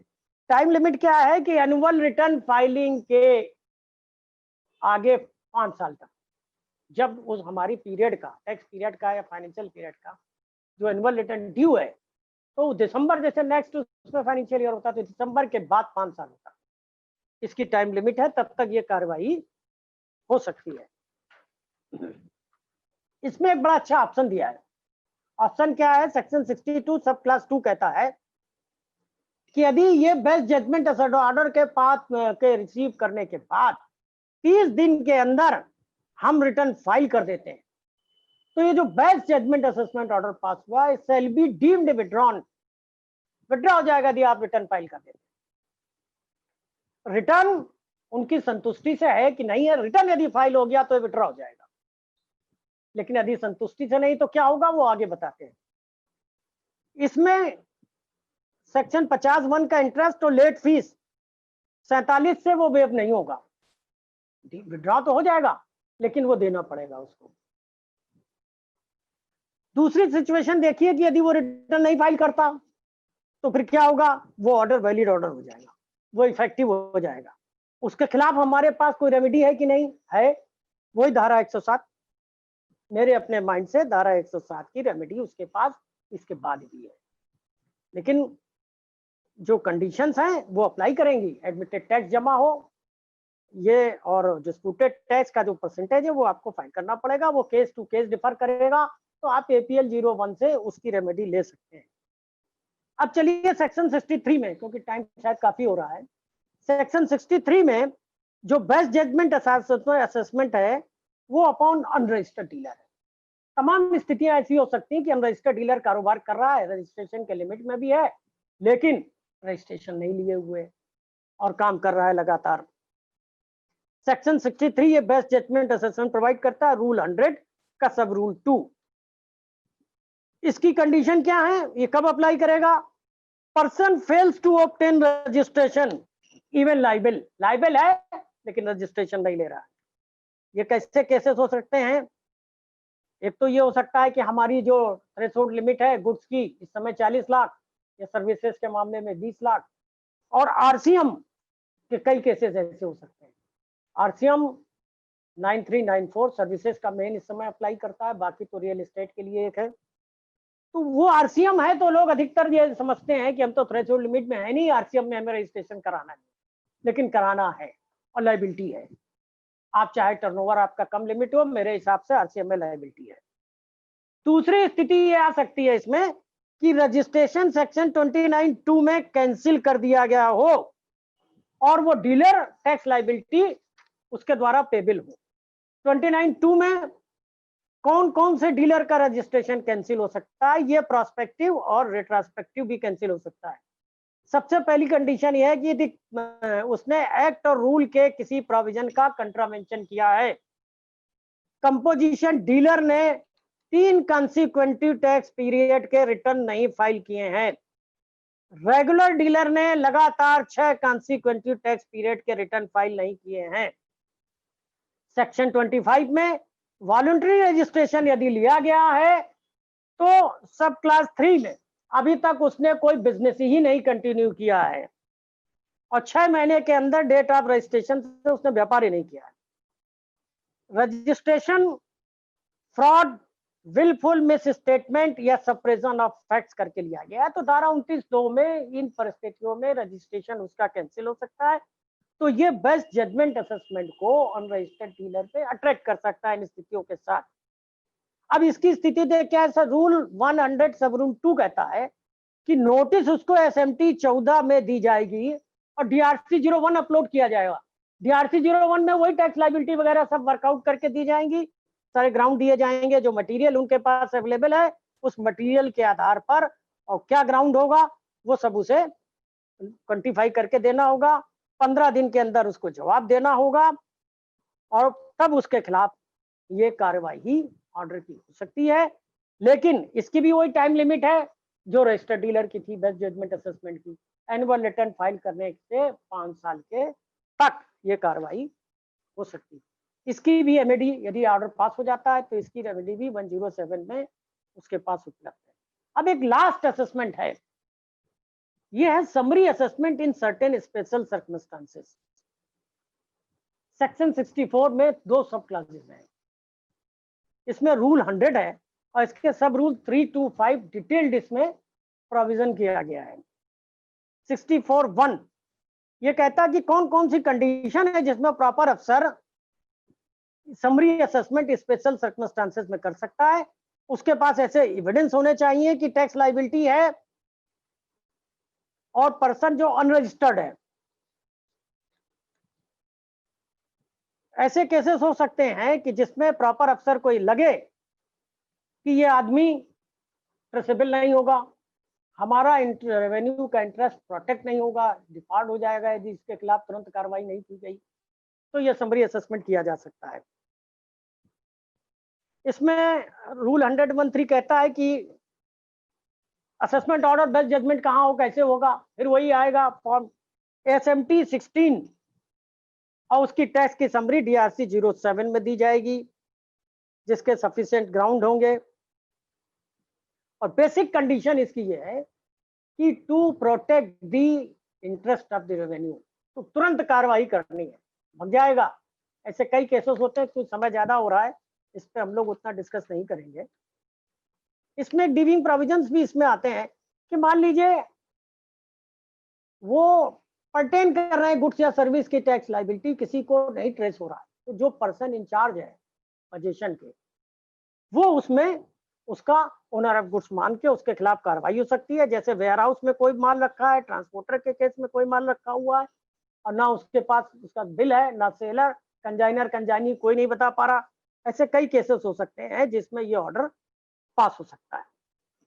अच्छी बात यह है कि इसमें एक विकल्प दिया गया है, एक अल्टरनेट एक रेमेडी दी गई है। अल्टरनेट के ये अल्टरनेट क्यों कहें, एक रेमेडी दी सेक्शन 64 सब क्लास 2 में दी गई है जिसका गवर्निंग रूल 100 सब रूल 4 है कि इस ऑर्डर का विड्रॉल हो सकता है।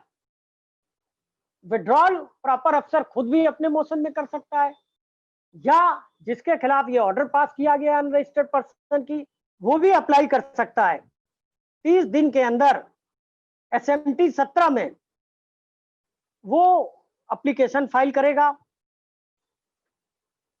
रूल 100 सब रूल 5 ये कहता है कि जो एडिशनल कमिश्नर और ज्वाइंट कमिश्नर यदि ये पाते हैं कि जो ऑर्डर ये पास किया गया है इरेन्यूअस है खुद अपने मोशन पे या उस टैक्सेबल पर्सन के अप्लाई करने पर, तो वो प्रोसीडिंग विड्रॉ हो जाएगी, वो प्रोसीडिंग विड्रॉ कर ली जाएगी। उसके लिए ऑर्डर पास किया जाएगा SMT 18 में। वो एडिशनल कमिश्नर या ज्वाइंट कमिश्नर जिसको पावर वेस्ट की गई होगी वो उसे विड्रॉ कर सकता है।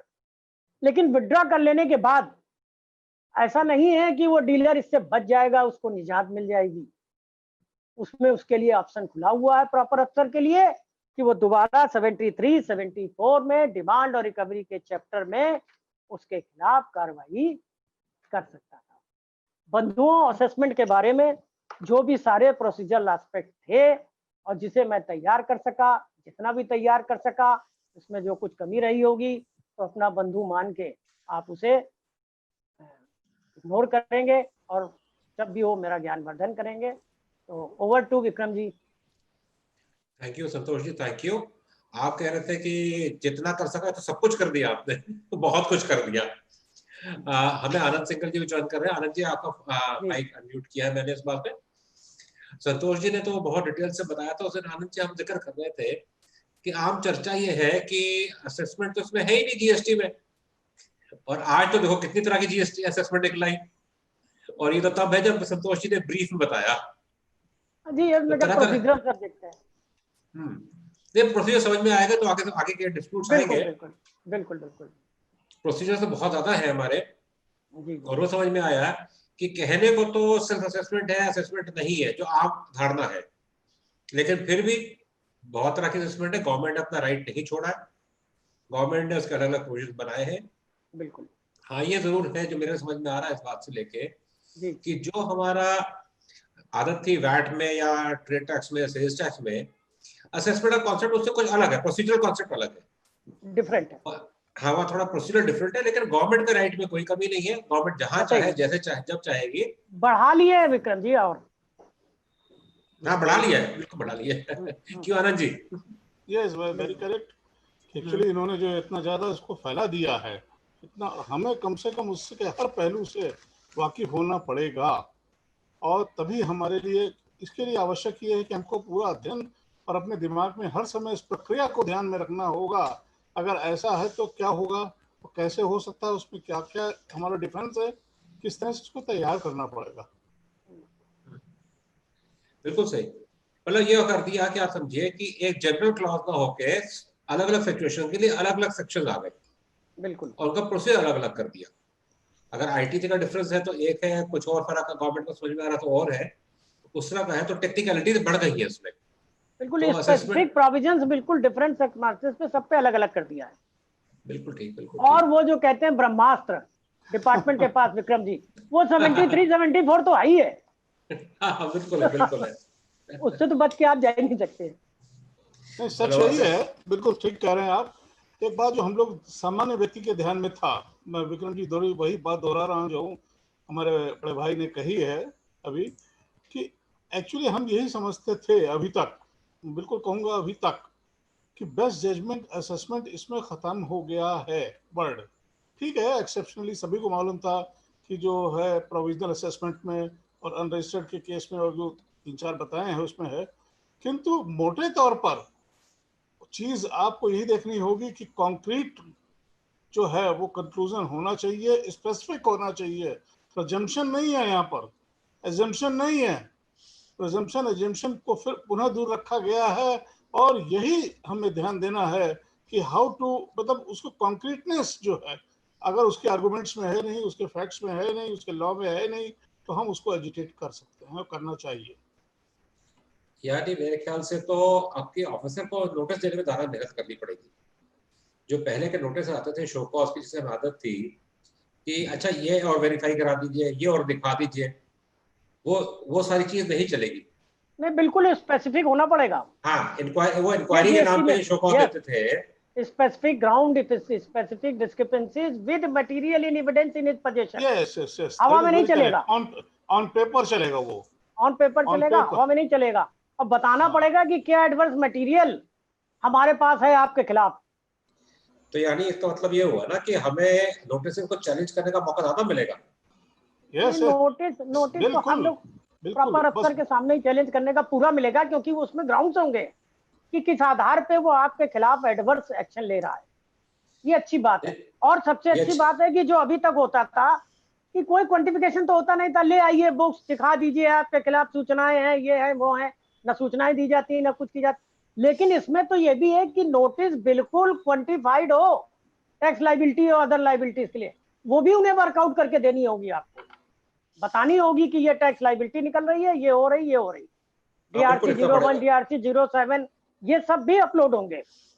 तो ये भी कुल मिला के अच्छी चीज है कि हमें पता तो लगेगा कि हमारे ऊपर क्या लाइबिलिटी डिपार्टमेंट एक्शन लेने जा रहा है, कितनी लाइबिलिटी से हमें हमारे ऊपर इम्पोज करने जा रहा है, तो उसकी गंभीरता को भी आदमी लेगा।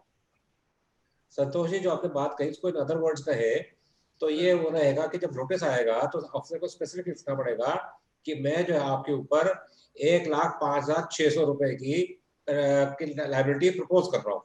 जी जी, बिल्कुल स्पेसिफिक और होके plus interest plus plus other interest, sum due, मतलब बिल्कुल फिगर खुली हुई होगी, ना कि अपनी स्पेसिफिक तरह। Specific specific quantification. हाँ, जो पहले नहीं होता था। ना और ना, आप, बिल्कुल जीरो थे हम लोग। हाँ, एक्साइज और गैस वर्क सर्विस होता था टैक्स कि, में हम लोग डील करते थे, वहां तो ये था भाई साहब हाँ उसमें था कि वो सर्विस एक टैक्स ऑर्डर में से था। ही सब कुछ एडजुडिकेट करते थे, इंटरेस्ट भी, टैक्स भी, ड्यूटी भी, सर्विस टैक्स भी और उसकी पेनल्टी भी। तो वहां तो बिल्कुल स्पेसिफिक वो थे, लेकिन यहाँ नहीं थे। अब यहाँ के अफसरों को, खासकर अपने स्टेट के अफसरों को भी अब बहुत चीजों का समझना होगा, और नहीं समझ रहे हैं तो हमको आपको उन्हें समझाना पड़ेगा कि हवाबाजी बंद करो, आर्बिट्रेरी एक्शन बंद करो, जो कुछ है स्पेसिफिक बताओ हमें, तब हम प्रोसीड करेंगे एक्सप्लेनेशन के लिए। भाई साहब, एक संतोष जी, एक चीज इस संदर्भ में आती है बात कि जो बेस्ट जजमेंट असेसमेंट यहाँ है भी, हाँ उसमें भी आप बढ़ा नहीं सकते बिल्कुल बिना आधार के कोई भी चीज। हाँ, बिल्कुल जो बिल्कुल, ऑन रिकॉर्ड्स होगा आपके पास, जो आपके उसी पे संज्ञान में उसी पे। होगा, उसको भी वहां लाना होगा। बेस्ट जजमेंट यहाँ पर जो ही जैसे प्रोविजनल असेसमेंट में है, समरी असेसमेंट में है, रजिस्टर्ड का है, नॉन फाइलर्स में है, उसमें भी जी जी, जो आपके पास उपलब्ध होंगे मटेरियल है, बेस्ट हाँ वो मटेरियल देना होगा, पड़ेगा। दैट इज हवा में वेरी वो, इंपॉर्टेंट। आप ठीक कह रहे हैं, वो हवा में डिटर्मिनेशन नहीं कर सकता, उसके पास एडवर्स मटेरियल इन पोजीशन भी होना चाहिए। बिल्कुल, रिटर्न हमने नहीं, दैट इज तो बहुत उसमें ध्यान कैसे देने की वो चीज है टर्नओवर हमारे। प्रिज्यूम कर रहा है, वो उसको देना पड़ेगा उस नोटिस में। बहुत तो बड़ा ये तो फर्क है, अच्छी बहुत चीज बड़ा है। फर्क है। हाँ हाँ, बिल्कुल डिफरेंट सिचुएशन। क्योंकि ये प्रोविजनल असेसमेंट का जो वर्ड आया, सॉरी, जो बेस्ट जजमेंट का आया है, सिर्फ दो जगह आया पूरे एक्ट में। हाँ बिल्कुल एक वो बिल्कुल, अनरजिस्टर्ड के केस में और एक और एक प्रोविजनल के केस रजिस्टर्ड के, एक रजिस्टर्ड में, रजिस्टर्ड के प्रोविजनल असेसमेंट में। जी, इसके प्रोविजनल अलावा में भी आया। हाँ नहीं, प्रोविजनल प्रोविजनल, में आया, बेस्ट जजमेंट में, रजिस्टर्ड अनरजिस्टर्ड दोनों में, 3 सेक्शन में हाँ तो, आया है। हाँ तो इसके अलावा कहीं नहीं आया, नहीं नहीं, नहीं, और कहीं नहीं आया।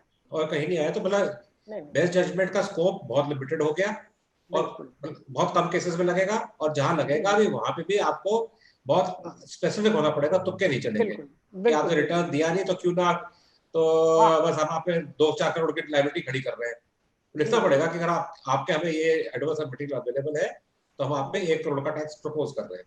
अरे देखिए, थोड़ा सा अपने क्लाइंट्स को भी अब थोड़ा सा भाई साहब वो रखना पड़ेगा, सतर्क रहना पड़ेगा।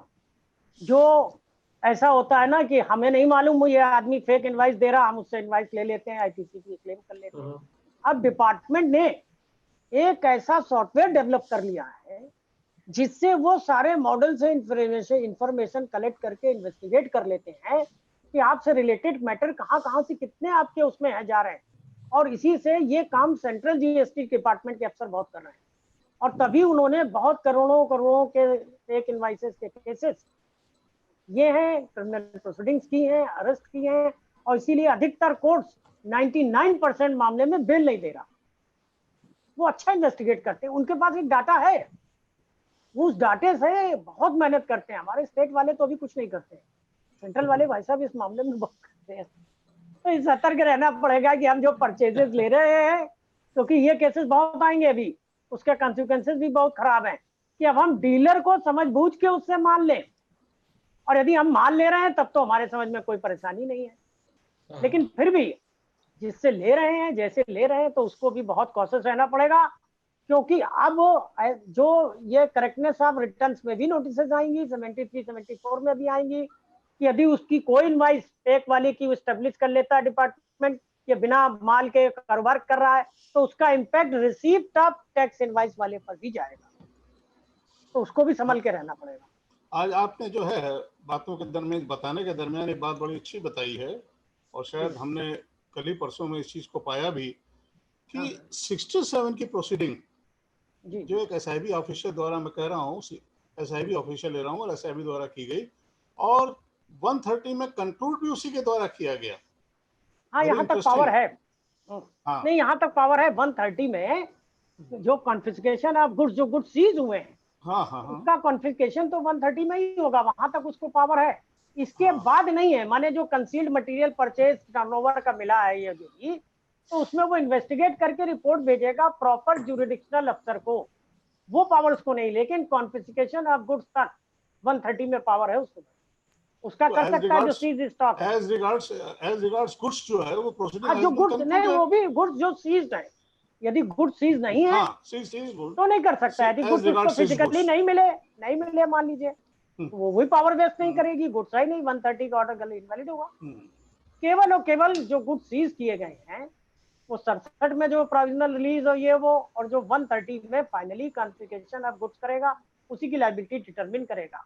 67 में तो सिर्फ प्रोविजनल रिलीज के पर्पज से कर रहा है, 130 एक्चुअली आ जा रहा है कॉन्फिस्केशन ऑफ गुड्स का।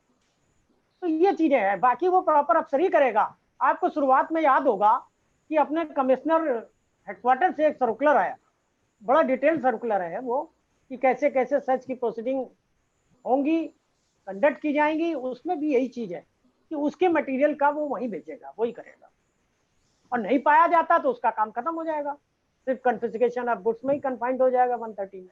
ये मेरी अपनी राय है। नहीं, बिल्कुल ठीक है। एडजुडिकेटिंग ऑफिसर का उसमें भूमिका समाप्त हो गई एक तरह से, अगर ये भी माना जाए तो। हाँ, ऐसा भी मतलब वहां तक इन्फोर्समेंट एजेंसी तक, उसके बाद नहीं है पावर एक्सरसाइज कर सकते। धन्यवाद संतोष जी। मेरे ख्याल से हम चले, जो कुछ प्रश्न आए हुए हैं हमारे पास उनकी ओर चलते हैं। प्रश्नों में मैं कहना चाहूंगा कि काफी सारे प्रश्न ऐसे हैं जो उन टॉपिक से संबंधित हैं जो हम ऑलरेडी अपने सेमिनार में कवर कर चुके हैं। तो मैं उन लोगों से निवेदन करूंगा कि वो YouTube पे जाके हमारे पुराने एपिसोड्स देखें। एपिसोड नंबर 6 तक अपलोड हो चुके हैं, बाकी शीघ्र अपलोड कर दी जाएंगे। और ये सारे क्वेश्चन वहाँ मैं जो देख रहा हूँ हम अच्छी तरह डिटेल में डिस्कस कर चुके हैं, तो उन सारे क्वेश्चन को मैं यहाँ स्किप करूंगा। इसके बाद एक क्वेश्चन आया है, पहला क्वेश्चन जो लूंगा रमेश प्रसाद जायसवाल जी का। इन्होंने पूछा रिटर्न डिपॉजिट करने के कितने दिन तक नोटिस दिया जा सकता है? ये जो स्क्रूटनी ऑफ रिटर्न्स के लिए है वो चैप्टर, हमारे समझ में शायद उनका सवाल उसी पे है कि जो स्क्रूटनी ऑफ रिटर्न है, रिटर्न यदि फाइल कर दिया हमने तो उसके बाद स्क्रूटनी ऑफ रिटर्न ही है, तो उसकी जो टाइम लिमिट जो है, आप ये समझिए कि जैसे रिटर्न फाइल हो गया तो इसमें हम लोगों ने इसकी जो टाइम लिमिट इसमें देखी थी,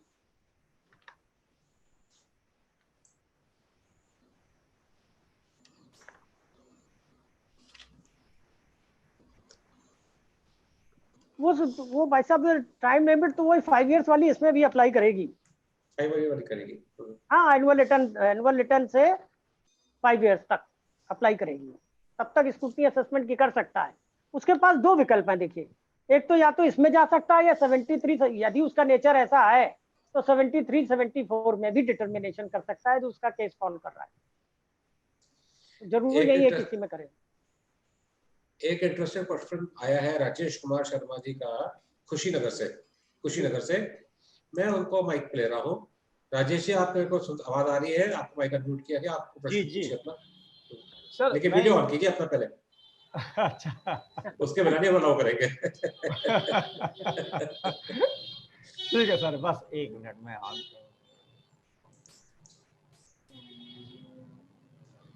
जी सर, अब आ रहा है आपको?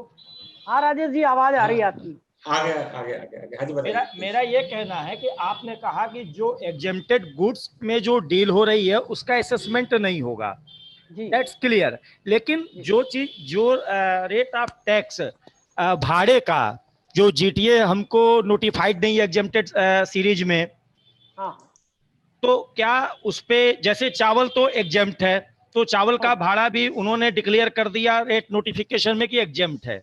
लेकिन अगर उसके अलावा अदर अगर चीजें मैं ढो रहा हूँ, जैसे गुड़ है, गुड़ जो है टैक्सेबल है, मतलब आप ले रहे हैं, ये कहिए। आप राइट आप परचेज कर रहे हैं। जी, परचेज कर रहे हैं, तो उसपे जैसे गुड़ है, गुड़ जो है हमारा टैक्सेबल गुड्स है, तो उस पे जो भाड़ा भी है वो हमारा टैक्सेबल है।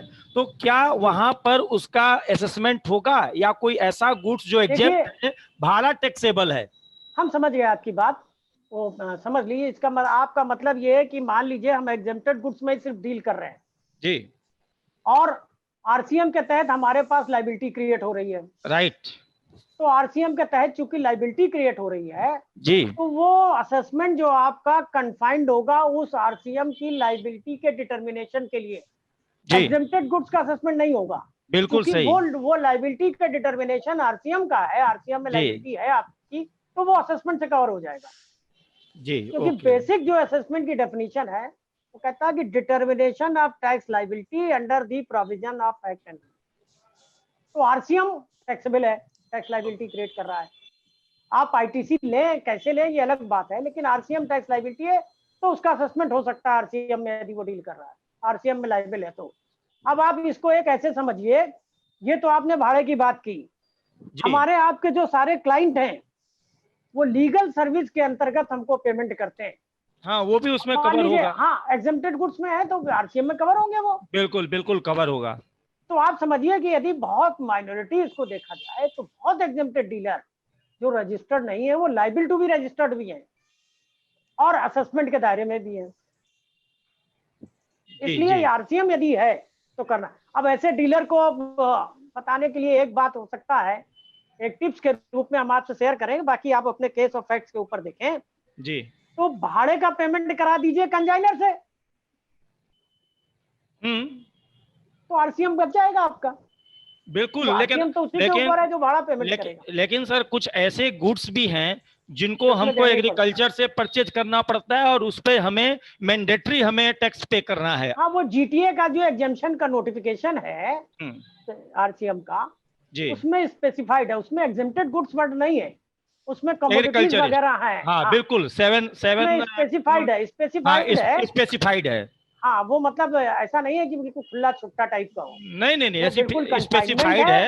यस, क्वांटम ऑफ फ्रेट पर भी है, अलग अलग उसमें है, तो उसके हिसाब से ही देखना पड़ेगा। यदि लायबिलिटी आ रही है एग्जेम्प्टेड गुड्स में तो आरसीएम की लायबिलिटी है, लायबल टू असेस्ड है, असेसमेंट के दायरे में होगा। गुप्ता जी एक प्रश्न सर। हाँ भाई साहब, अभी आपने बताया जैसे गुड़ पर ही मैं उसी को लेकर चल रहा हूँ, जो प्रश्न आया था उसी से जोड़ते हुए जी, गुड़ पर आपने कहा कि सप्लायर से दिलवा दिया जाए। हाँ, तो फिर आरसीएम से बच जाएगा।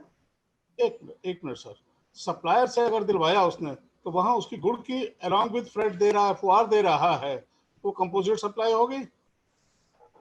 नहीं, हाँ, कंपोजिट का देखिए, वो कंपोजिट और मिक्स सप्लाई का काफी दायरा विस्तृत है उसको समझने के लिए। लेकिन यदि वो जीटीए से बचना चाहता है, देखिए अभी कन्फाइंड जवाब यही है कि मिक्स सप्लाई और कंपोजिट सप्लाई तो तमाम चीजों के हिसाब से देखनी पड़ेंगी मिला के। लेकिन यदि वो उससे फ्रेट के जीटीए के रिवर्स चार्ज से बचना चाहता है तो कंजाइनर से पेमेंट करा दे, और नहीं तो एक नाइक को तो देना ही है यदि उसमें आरसीएम के दायरे में है। अब दोनों में आपस में तय कर ले, कंजाइनर देगा कि कंजाइनर देगा आरसीएम, ये तो करने देगा। अब अगले प्रश्न की ओर चले। एक सरबजीत सिंह जी हैं, बार बार रिक्वेस्ट कर रहे हैं कि मेरे को पर्सनली क्वेश्चन पूछना है। सरबजीत जी, आपको मैं अनम्यूट कर रहा हूँ, लेकिन पहले तो वीडियो जरूर ऑन कीजिए प्लीज। नमस्कार सर, नमस्कार। वीडियो ऑन के मेरा क्वेश्चन अलाउ करेंगे?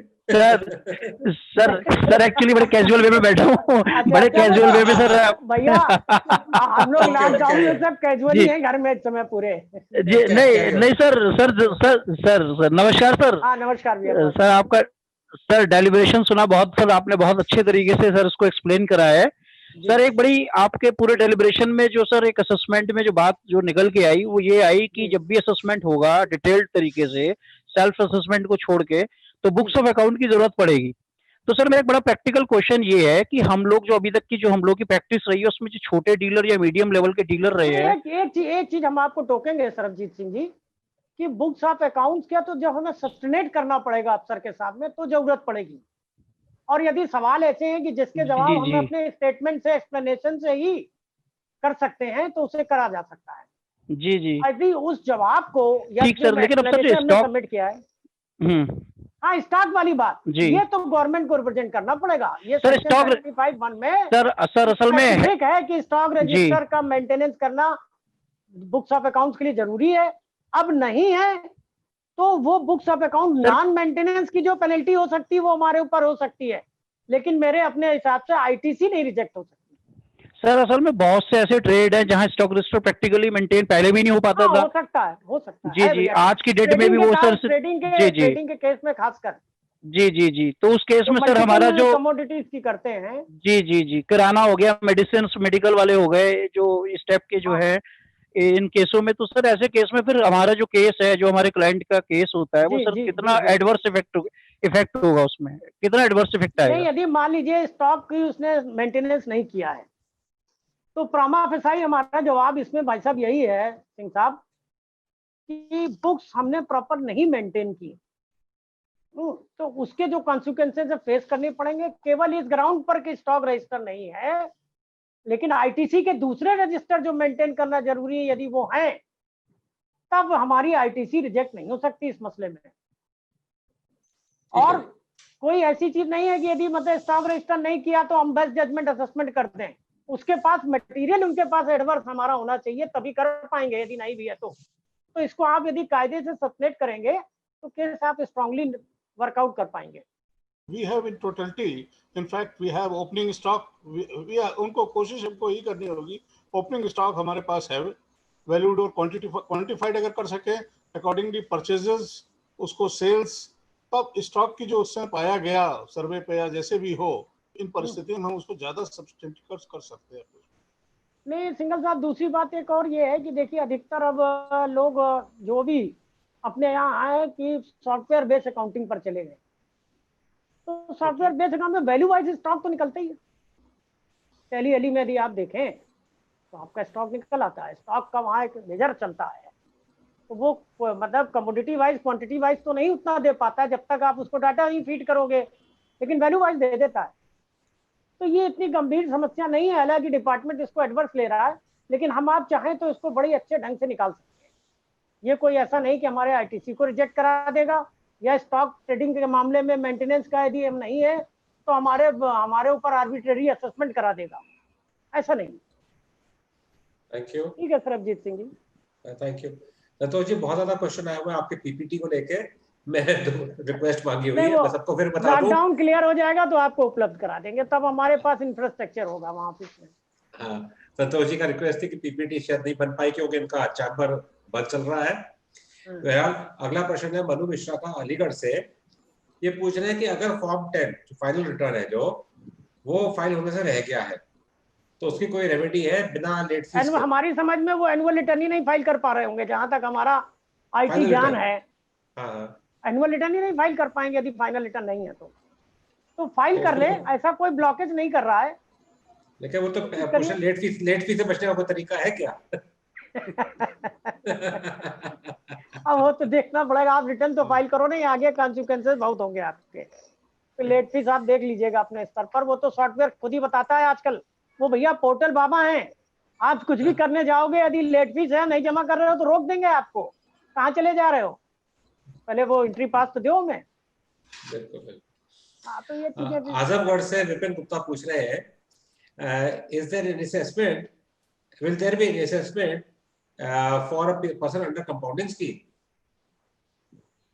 कंपाउंडिंग वाले असेसमेंट होगा क्या? नहीं, हम बात कंपाउंडिंग स्कीम्स में असेसमेंट जो हो सकता है वो सर्टेन सर्कमस्टांसेस पे हो सकता है, जब तक कोई एडवर्स मटेरियल प्रॉपर अफसर के पास आपके खिलाफ नहीं है तब तक, क्योंकि यदि आप कंपाउंडिंग में हैं और टर्नओवर उससे लिमिट से कहीं ज्यादा कर रहे हैं तो असेसमेंट हो सकता है। तो ये डिपेंड करेगा कि प्रॉपर अफसर के पास आपके खिलाफ कंसील टर्नओवर गुड्स का या सर्विसेज का इन पोजीशन यदि कॉन्क्रीट एविडेंस है तो असेसमेंट की कार्रवाई आपके खिलाफ चाहे धारा 73-74 में हो या किसी इनकरेक्टनेस ऑफ रिटर्न में हो, किसी में भी हो सकती है। रूटीन में नहीं कर पाएगा, सिर्फ एलिगेशन लगाने रूटीन में नहीं कर पाए जब तक उसके पास एडवर्स मटेरियल सर्वे हुआ हो पाया जाए, या आपने तमाम इनवाइसेस इशू कर दी हो रजिस्टर्ड टैक्स इनवाइसेस की, वहां से वो पकड़ में आ जाए। भाई हो सकता है आप टैक्स इनवाइसेस कंपोजिशन डीलर बहुत गलतियां भी कर रहे हैं भाई, कहिए टैक्स इनवाइस जारी कर रहे हो, GSTR-1 भरे दे रहे हो, ये कोई एग्जाम्पल है। कहने का तात्पर्य है कि जब तक कि डिपार्टमेंट के प्रॉपर अफसर के पास जो टेरिटोरियल जुरिडिक्शनल प्रॉपर अफसर है कोई एडवर्स मटेरियल आपके खिलाफ कंसीलमेंट ऑफ टर्नओवर या उसका नहीं है या टर्नओवर लिमिट से कंपोजिशन के ऊपर आप काम कर रहे हैं, तब तक आपका सत्य नहीं होगा। Thank you. अमित ग्रोवर पूछ रहे हैं सहारनपुर से कि ASMT 12 में जो ऑर्डर पास करना है उसकी कोई टाइम लिमिट है क्या? ASMT 12 किस रेफरेंस में जरा सा बताएंगे? ये कहते हैं passing of order in case of scrutiny of returns. Scrutiny of returns में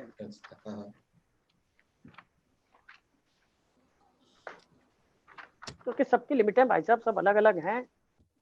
और स्कूटनी ऑफ रिटर्न में वो टाइम लिमिट वही 5 इयर्स के उधर तक चला जाएगा, एनुअल रिटर्न से 5 साल तक। बिल्कुल ठीक। भाई एनुअल रिटर्न करेक्ट है, उसमें कोई लिमिटेशन नहीं दी कि तभी तक कर पाएगा। इवन आपका एनुअल रिटर्न भी फाइल हो जाए तो आपको 73-74 में भी वही लिमिटेशन है और इसमें भी वही लिमिटेशन है कि 5 एनुअल रिटर्न फाइलिंग से उस पर्टिकुलर फाइनेंशियल ईयर के 5 साल तक लिमिटेशन चलती है। बिल्कुल। इसके बाद है राजीव रंजन मिश्रा जी पूछ रहे हैं, क्या असेसमेंट इनकम टैक्स की तरह ईयर वाइज होगा? नहीं, बिल्कुल नहीं होगा। फाइनेंशियल ईयर वाइज असेसमेंट नाम की कोई चीज जीएसटी में नहीं है। 73-74 में भी जो डिटर्मिनेशन है वो पर्टिकुलर टैक्स पीरियड का है।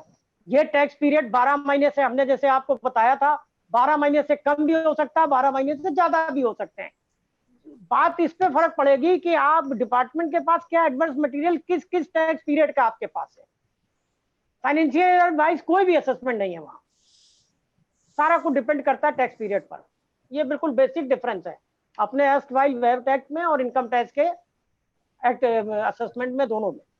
वहां सब फाइनेंशियल ईयर वाइज था वेट में और इनकम टैक्स में है, लेकिन यहाँ ऐसा नहीं है। यहाँ सब कुछ टैक्स पीरियड वाइज है। कितना पीरियड है, कम भी हो सकता है, फाइनेंशियल ईयर से बढ़ भी सकता है, तो फाइनेंशियल ईयर भी कवर कर सकता है। मान लीजिए सर्च हो गई आपके यहाँ 67 में, मटेरियल बहुत मिल गया आपके खिलाफ, तो वो पूरा पीरियड कवर हो सकता है, लेकिन वो एक साथ ही होगा। कोई फाइनेंशियल एवरेज असेसमेंट नहीं होंगे, वो डिटर्मिनेशन एक साथ ही होगा किस भी टैक्स पीरियड का है। पारस गुप्ता जी है मुजफ्फरनगर से, इनके बहुत सारे प्रश्न हैं। पारस जी, मैं आपको अनम्यूट तो कर रहा हूँ, लेकिन बहुत सारे प्रश्न नहीं ले पाएंगे। एक का जो सबसे इम्पोर्टेंट है वही लीजिएगा प्लीज। बाकी विक्रम जी, जैसा आप पहले कहते ना कि यदि टाइम हो रहा है और लोग वो होते हैं, हमें कोई दिक्कत मुझे नहीं है, दो एक इम्पोर्टेंट क्वेश्चन दिखाई दे रहे हैं। नहीं, हम बता देंगे जितने बता सकेंगे। बाकी आप जो समझे तो वो अपना ले लीजिएगा अपनी मेल में, वो हम लोग रिप्लाई कर देंगे। पारस जी, पहले तो अपना वीडियो खोलिए। पारस जी, अपना वीडियो खोलिए, मैं आपको अनम्यूट भी कर रहा हूँ। आपको आ रही है तो पारस जी? Let me try. यहाँ से तो नहीं हो पा रहा, सॉरी पारस जी। मैं आपको अनम्यूट तो हो गया, अपना वीडियो भी ऑन कीजिए प्लीज और क्वेश्चन पूछिए। सर नमस्कार सर। वीडियो ऑन कीजिए पारस जी। पारस जी, वीडियो ऑन कीजिए। सर वीडियो नहीं अभी कर पाऊंगा। चलिए आप ऑडियो से ही आ जाइए भाई साहब। हाँ, अगली बार से बिना वीडियो वाले किसी नाम में बिल्कुल पहले से बता देंगे। सर हम आपके बहुत बहुत आभारी हैं। आपका बहुत अच्छा हमें आज ज्ञानवर्धन हुआ हमारा, और बहुत अच्छा आपने सिखाया हमें सबको। सर एक क्वेश्चन मेरा ये है कि मेरे क्लाइंट का पेट्रोल पंप है जिसमें पेट्रोल डीजल लुब्रिकेंट वो बेचता है, तो सर जीएसटी में सर मैं पूरी रकम उसकी फाइल कर रहा हूँ, खरी भी जीएसटी अमाउंट भी कर रहा हूँ। ठीक है, वो तो आप लुब्रिकेंट के लिए कर रहे होंगे ना, पेट्रोल डीजल तो जीएसटी के बाहर है, उसका तो वैट का रिटर्न जा रहा होगा। नहीं सर, वो नहीं मैं भर रहा हूँ उसमें। मैं सर भैया उसमें आप ध्यान दीजिएगा, आपकी बात आ गई सामने। जी जी, देखिए क्या है कि पेट्रोल डीजल जीएसटी के नेटवर्क में नहीं है। अच्छा सर, उस पे अभी भी वैट है और वैट के रिटर्न वगैरह सब फाइल करने चाहिए आपको, तो सर हमें क्या हो या ना हो। अच्छा सर, मैं सर जीएसटी में भी नॉन जीएसटी की कॉलम में हम भर रहे हैं सर वो फिगर खरीदी में, उससे फर्क नहीं पड़ेगा भैया। देखिए है क्या कि यूपी वैट एक्ट को खत्म तो किया नहीं गया है। अच्छा जी, वो जो नॉन जीएसटी के जो भी हैं ये पेट्रोलियम प्रोडक्ट वगैरह, जी सर, ये सब अभी वैट के दायरे में है भैया, तो वो वैट का रिटर्न आपको फाइल करना चाहिए। तो सर वैट और जीएसटी में भी कोई कार्रवाई आपके लुब्रिकेंट के लिए ही हो सकती है केवल। अच्छा ओके, जो टैक्सेबल है जीएसटी में। तो सर नॉन टैक्सेबल है या आउट नेट से बाहर है जीएसटी के, उसका कोई भी असेसमेंट जीएसटी में नहीं हो सकता। तो क्या सर जो हम वैट में रकम भरेंगे उसमें लुब्रिकेंट की रकम भी लिखी जाएगी उसमें? यूसी की भरिए लुब्रिकेंट की, और जो उसमें कोई कालम हो, हम इतना बहुत ज्यादा नहीं समझते हैं। हाँ, कालम यदि है तो उसमें वो डिटेल भर दो आप, लेकिन आपको वैट के रिटर्न जरूर भरने पड़ेंगे। तो सर जो हमने नहीं भरे अभी का पिछले, अरे भर दीजिए आप, उसमें क्या, वहाँ तो कोई लफड़ा है नहीं कि आपको कोई रोके दे रहा है। अच्छा, यहाँ तो बाबा पेट्रोल बाबा रोकते हैं। नहीं सर, ऑनलाइन को ई रिटर्न को नहीं भर सकते हम क्या, क्योंकि वो लेख हो चुकी है। मैनुअल में तो देख लीजिए जो प्रोसेस वैट में इस समय हो, जी जी जी जी जी, क्योंकि वो रिटर्न आपको देने हैं वैट में, ये पक्का है आपकी। अच्छा सर, यस, और उसका जो वैट का एनुअल रिटर्न है वो भी आपको भरना चाहिए। ठीक है, इससे संबंधित क्वेश्चन आ रहा है नवनीत अरोड़ा जी से, और बहुत सारे लोगों ने पूछा है कि डेफिनेशन ऑफ एग्रीगेट टर्नओवर में क्या नॉन जीएसटी सप्लाई ऐड होगा या नहीं? जहाँ तक नहीं होगा भाई साहब, उसको बहुत टेक्निकली तो नहीं देखा है क्योंकि ये तो सब्जेक्ट से जाके है, लेकिन फिर भी जहां तक जो नॉन जीएसटी जैसे पेट्रोल और इनके टर्नओवर है नॉन जीएसटी के, वो इसमें इंक्लूड नहीं होंगे। जो जीएसटी के दायरे में है या एग्जेम्प्ट है या ये वो तो होंगे, लेकिन जो नॉन जीएसटी है वो नहीं होंगे। नेटवर्क से जो बाहर है जैसे पेट्रोलियम प्रोडक्ट वगैरह है उसका टर्नओवर नहीं होगा। आरसीएम का टर्नओवर भी जुड़ेगा। आरसीएम वाला, आरसीएम का टर्नओवर भी एग्रीगेट टर्नओवर में आ जाएगा यदि हमको देखना है किसी पर्पज से तो। इसके साथ ही बेकार समय बहुत हो गया है, हम बहुत ज्यादा प्रश्न नहीं ले पाएंगे। जो प्रश्न रह गए हैं उनको आप हमारी यूपी टैक्स बार की ईमेल आईडी पे भेज दीजिएगा। ईमेल आईडी है आईडी है info@uptva@gmail.com। मैं अभी उसे थोड़ी देर में फ्लैश भी कर दूंगा और हम फिर कोशिश करेंगे उसे कि सबको रिप्लाई कर सके। ये मैंने उसको आपको अभी चैट बॉक्स में तो मैंने डाल दिया इसको, info@uptva@gmail.com।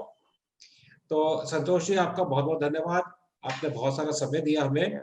और आनंद जी जरा आप इसे समाप्त करेंगे जिससे मैंने किया सौरभ जी को बुलाया। थैंक यू विक्रम भाई। एक इच्छा ये भी थी, अगर आपको सहमत हो, मैं चाहता था अगर कुछ आज हमारे लिए महत्वपूर्ण आया हुआ है इस समय तक हमारे सबके लिए, सभी की जानकारी के लिए, कोई केस लॉज है या नोटिफिकेशन है, तो वो भी अगर हमारे सभी श्रोताओं को मालूम हो, सभी वकील भाइयों को मालूम हो, तो मेरे ख्याल से 2 मिनट के अंदर अगर मैं ये ले लेता हूँ। दो चीजें महत्वपूर्ण हैं। आदेश है आपका? हाँ, अरे मेरे ख्याल नहीं चेयरमैन आप है लीगल कमेटी के। नो सर, देखिए इसमें आप ही के जो है पूरा, तो मैं इसमें लेना चाहता था 2 नोटिफिकेशन आज जो है महत्वपूर्ण है।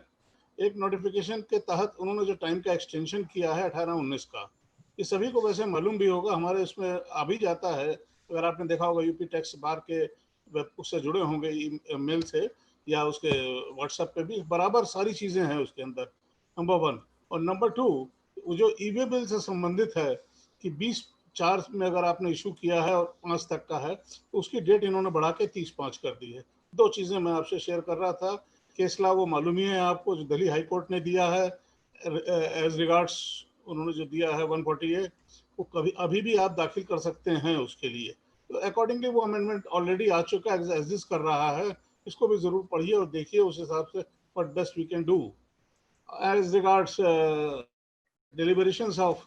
संतोष जी, बड़ी खुशी की बात है, काफी ज्यादा आपने जो है इससे रिलेटेड मैटर्स जो आपने बताए, I have appreciation for it, क्योंकि सबसे जरूरी यही होता है कि हम लोग एक बिंदु तक सीमित रह जाते हैं।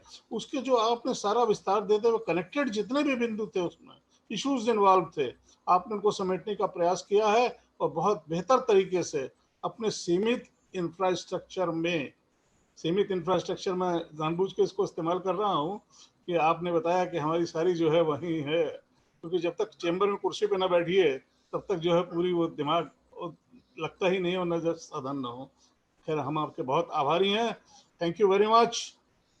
मैं निवेदन करूंगा Uttar Pradesh tax bar association के जनरल सेक्रेटरी सौरभ सिंह जी से कि वो आए और संतोष कुमार जी को एक फॉर्मल वोट ऑफ थैंक्स दें। सौरभ जी प्लीज। हाँ जी, नमस्कार। संतोष कुमार गुप्ता जी ने जीएसटी के प्रावधान धाराएं 59 से 64 उसके रूल्स उपधारा के विषय में बहुत सहजता और सरलता से और विधिक रूप से सूक्ष्म बिंदुओं को पर विस्तार रूप से विवरण किया। मेरा ये मानना है कि जब हम लोगों की समझ में आ गया तो टीचर की क्वालिफिकेशन अपने आप ही सामने आ जाती है। ये निश्चित है कि हम सब अधिवक्ता बंधुओं का ज्ञान हुआ और हम लोगों को जो लगता था कि असेसमेंट नहीं है, तो ये असेसमेंट सुनकर के हम लोगों को भी प्रसन्नता का एहसास होता है। ये इस कार्यक्रम में समय निकाल के आए, मैं संघ की तरफ से इनका वंदन करता हूं और इनका आभार, धन्यवाद और साधुवाद ज्ञापित करता हूं। धन्यवाद। धन्यवाद सौरभ जी। और अब मैं फाइनली इनवाइट करूंगा Uttar Pradesh tax bar association के अध्यक्ष श्री अरविंद गुप्ता जी से कि वो आए और मीटिंग के समापन की घोषणा करें। अरविंद जी, आपका माइक म्यूट है, प्लीज आइए। आवाज मिल रही है? बिल्कुल आगे सर, आगे। ठीक है सर, ठीक है। अरे हम हैं, कहीं जाएंगे नहीं, आप लोगों के बीच है। बहुत दिनों तक रहेंगे, चिंता न करिए भाई। हम तो ये समझ रहे हैं, संतोष जी ने कहा कि बहुत सीमित साधनों में हमने इतना बताया, और अगर असीमित साधन होते तब और क्या क्या बता जाते। बहुत बहुत धन्यवाद उनको। और उनके लिए बस एक लाइन हम सुनाना चाहते हैं कि अपना क्या है इस जीवन में, अपना क्या है इस जीवन में, सबको लिया उधार, और सारा लोहा उन लोगों का, अपनी तो बस धार। सारा लोहा उन लोगों का, अपनी तो बस धार। हमारी बात आप लोगों तक पहुंची। हम प्रांतीय संघ के माध्यम से अपने विक्रम जी और आनंद सिंघल जी और अपने पूर्व अध्यक्षों के सौजन्य से, उनके आशीर्वचनों से, संस्थापक सदस्यों के मार्गदर्शन से आप लोगों के बीच बार बार आ रहे हैं, आगे भी आते रहेंगे। ये हम लोगों के लिए बहुत बड़ी उपलब्धि है। आप सभी लोगों को नमस्कार। परसों फिर आप लोगों से भेंट होगी। सादर वंदन, नमन, अभिनंदन, इस प्रार्थना के साथ कि अगली बार हम लोग और भारी संख्या में आएंगे। आज हमारी संख्या 600 के आसपास पहुंच गई थी। इस बात के लिए हमारी आयोजन समिति भाई विक्रम जी को और आनंद सिंघल जी को बहुत बहुत धन्यवाद। हमारे महामंत्री जी को और हमारी पूरी टीम के साथियों को बहुत बहुत धन्यवाद। यही कार्यवाही समाप्त की जाती है। परसों फिर भेंट होगी। सादर नमस्कार सभी लोगों को।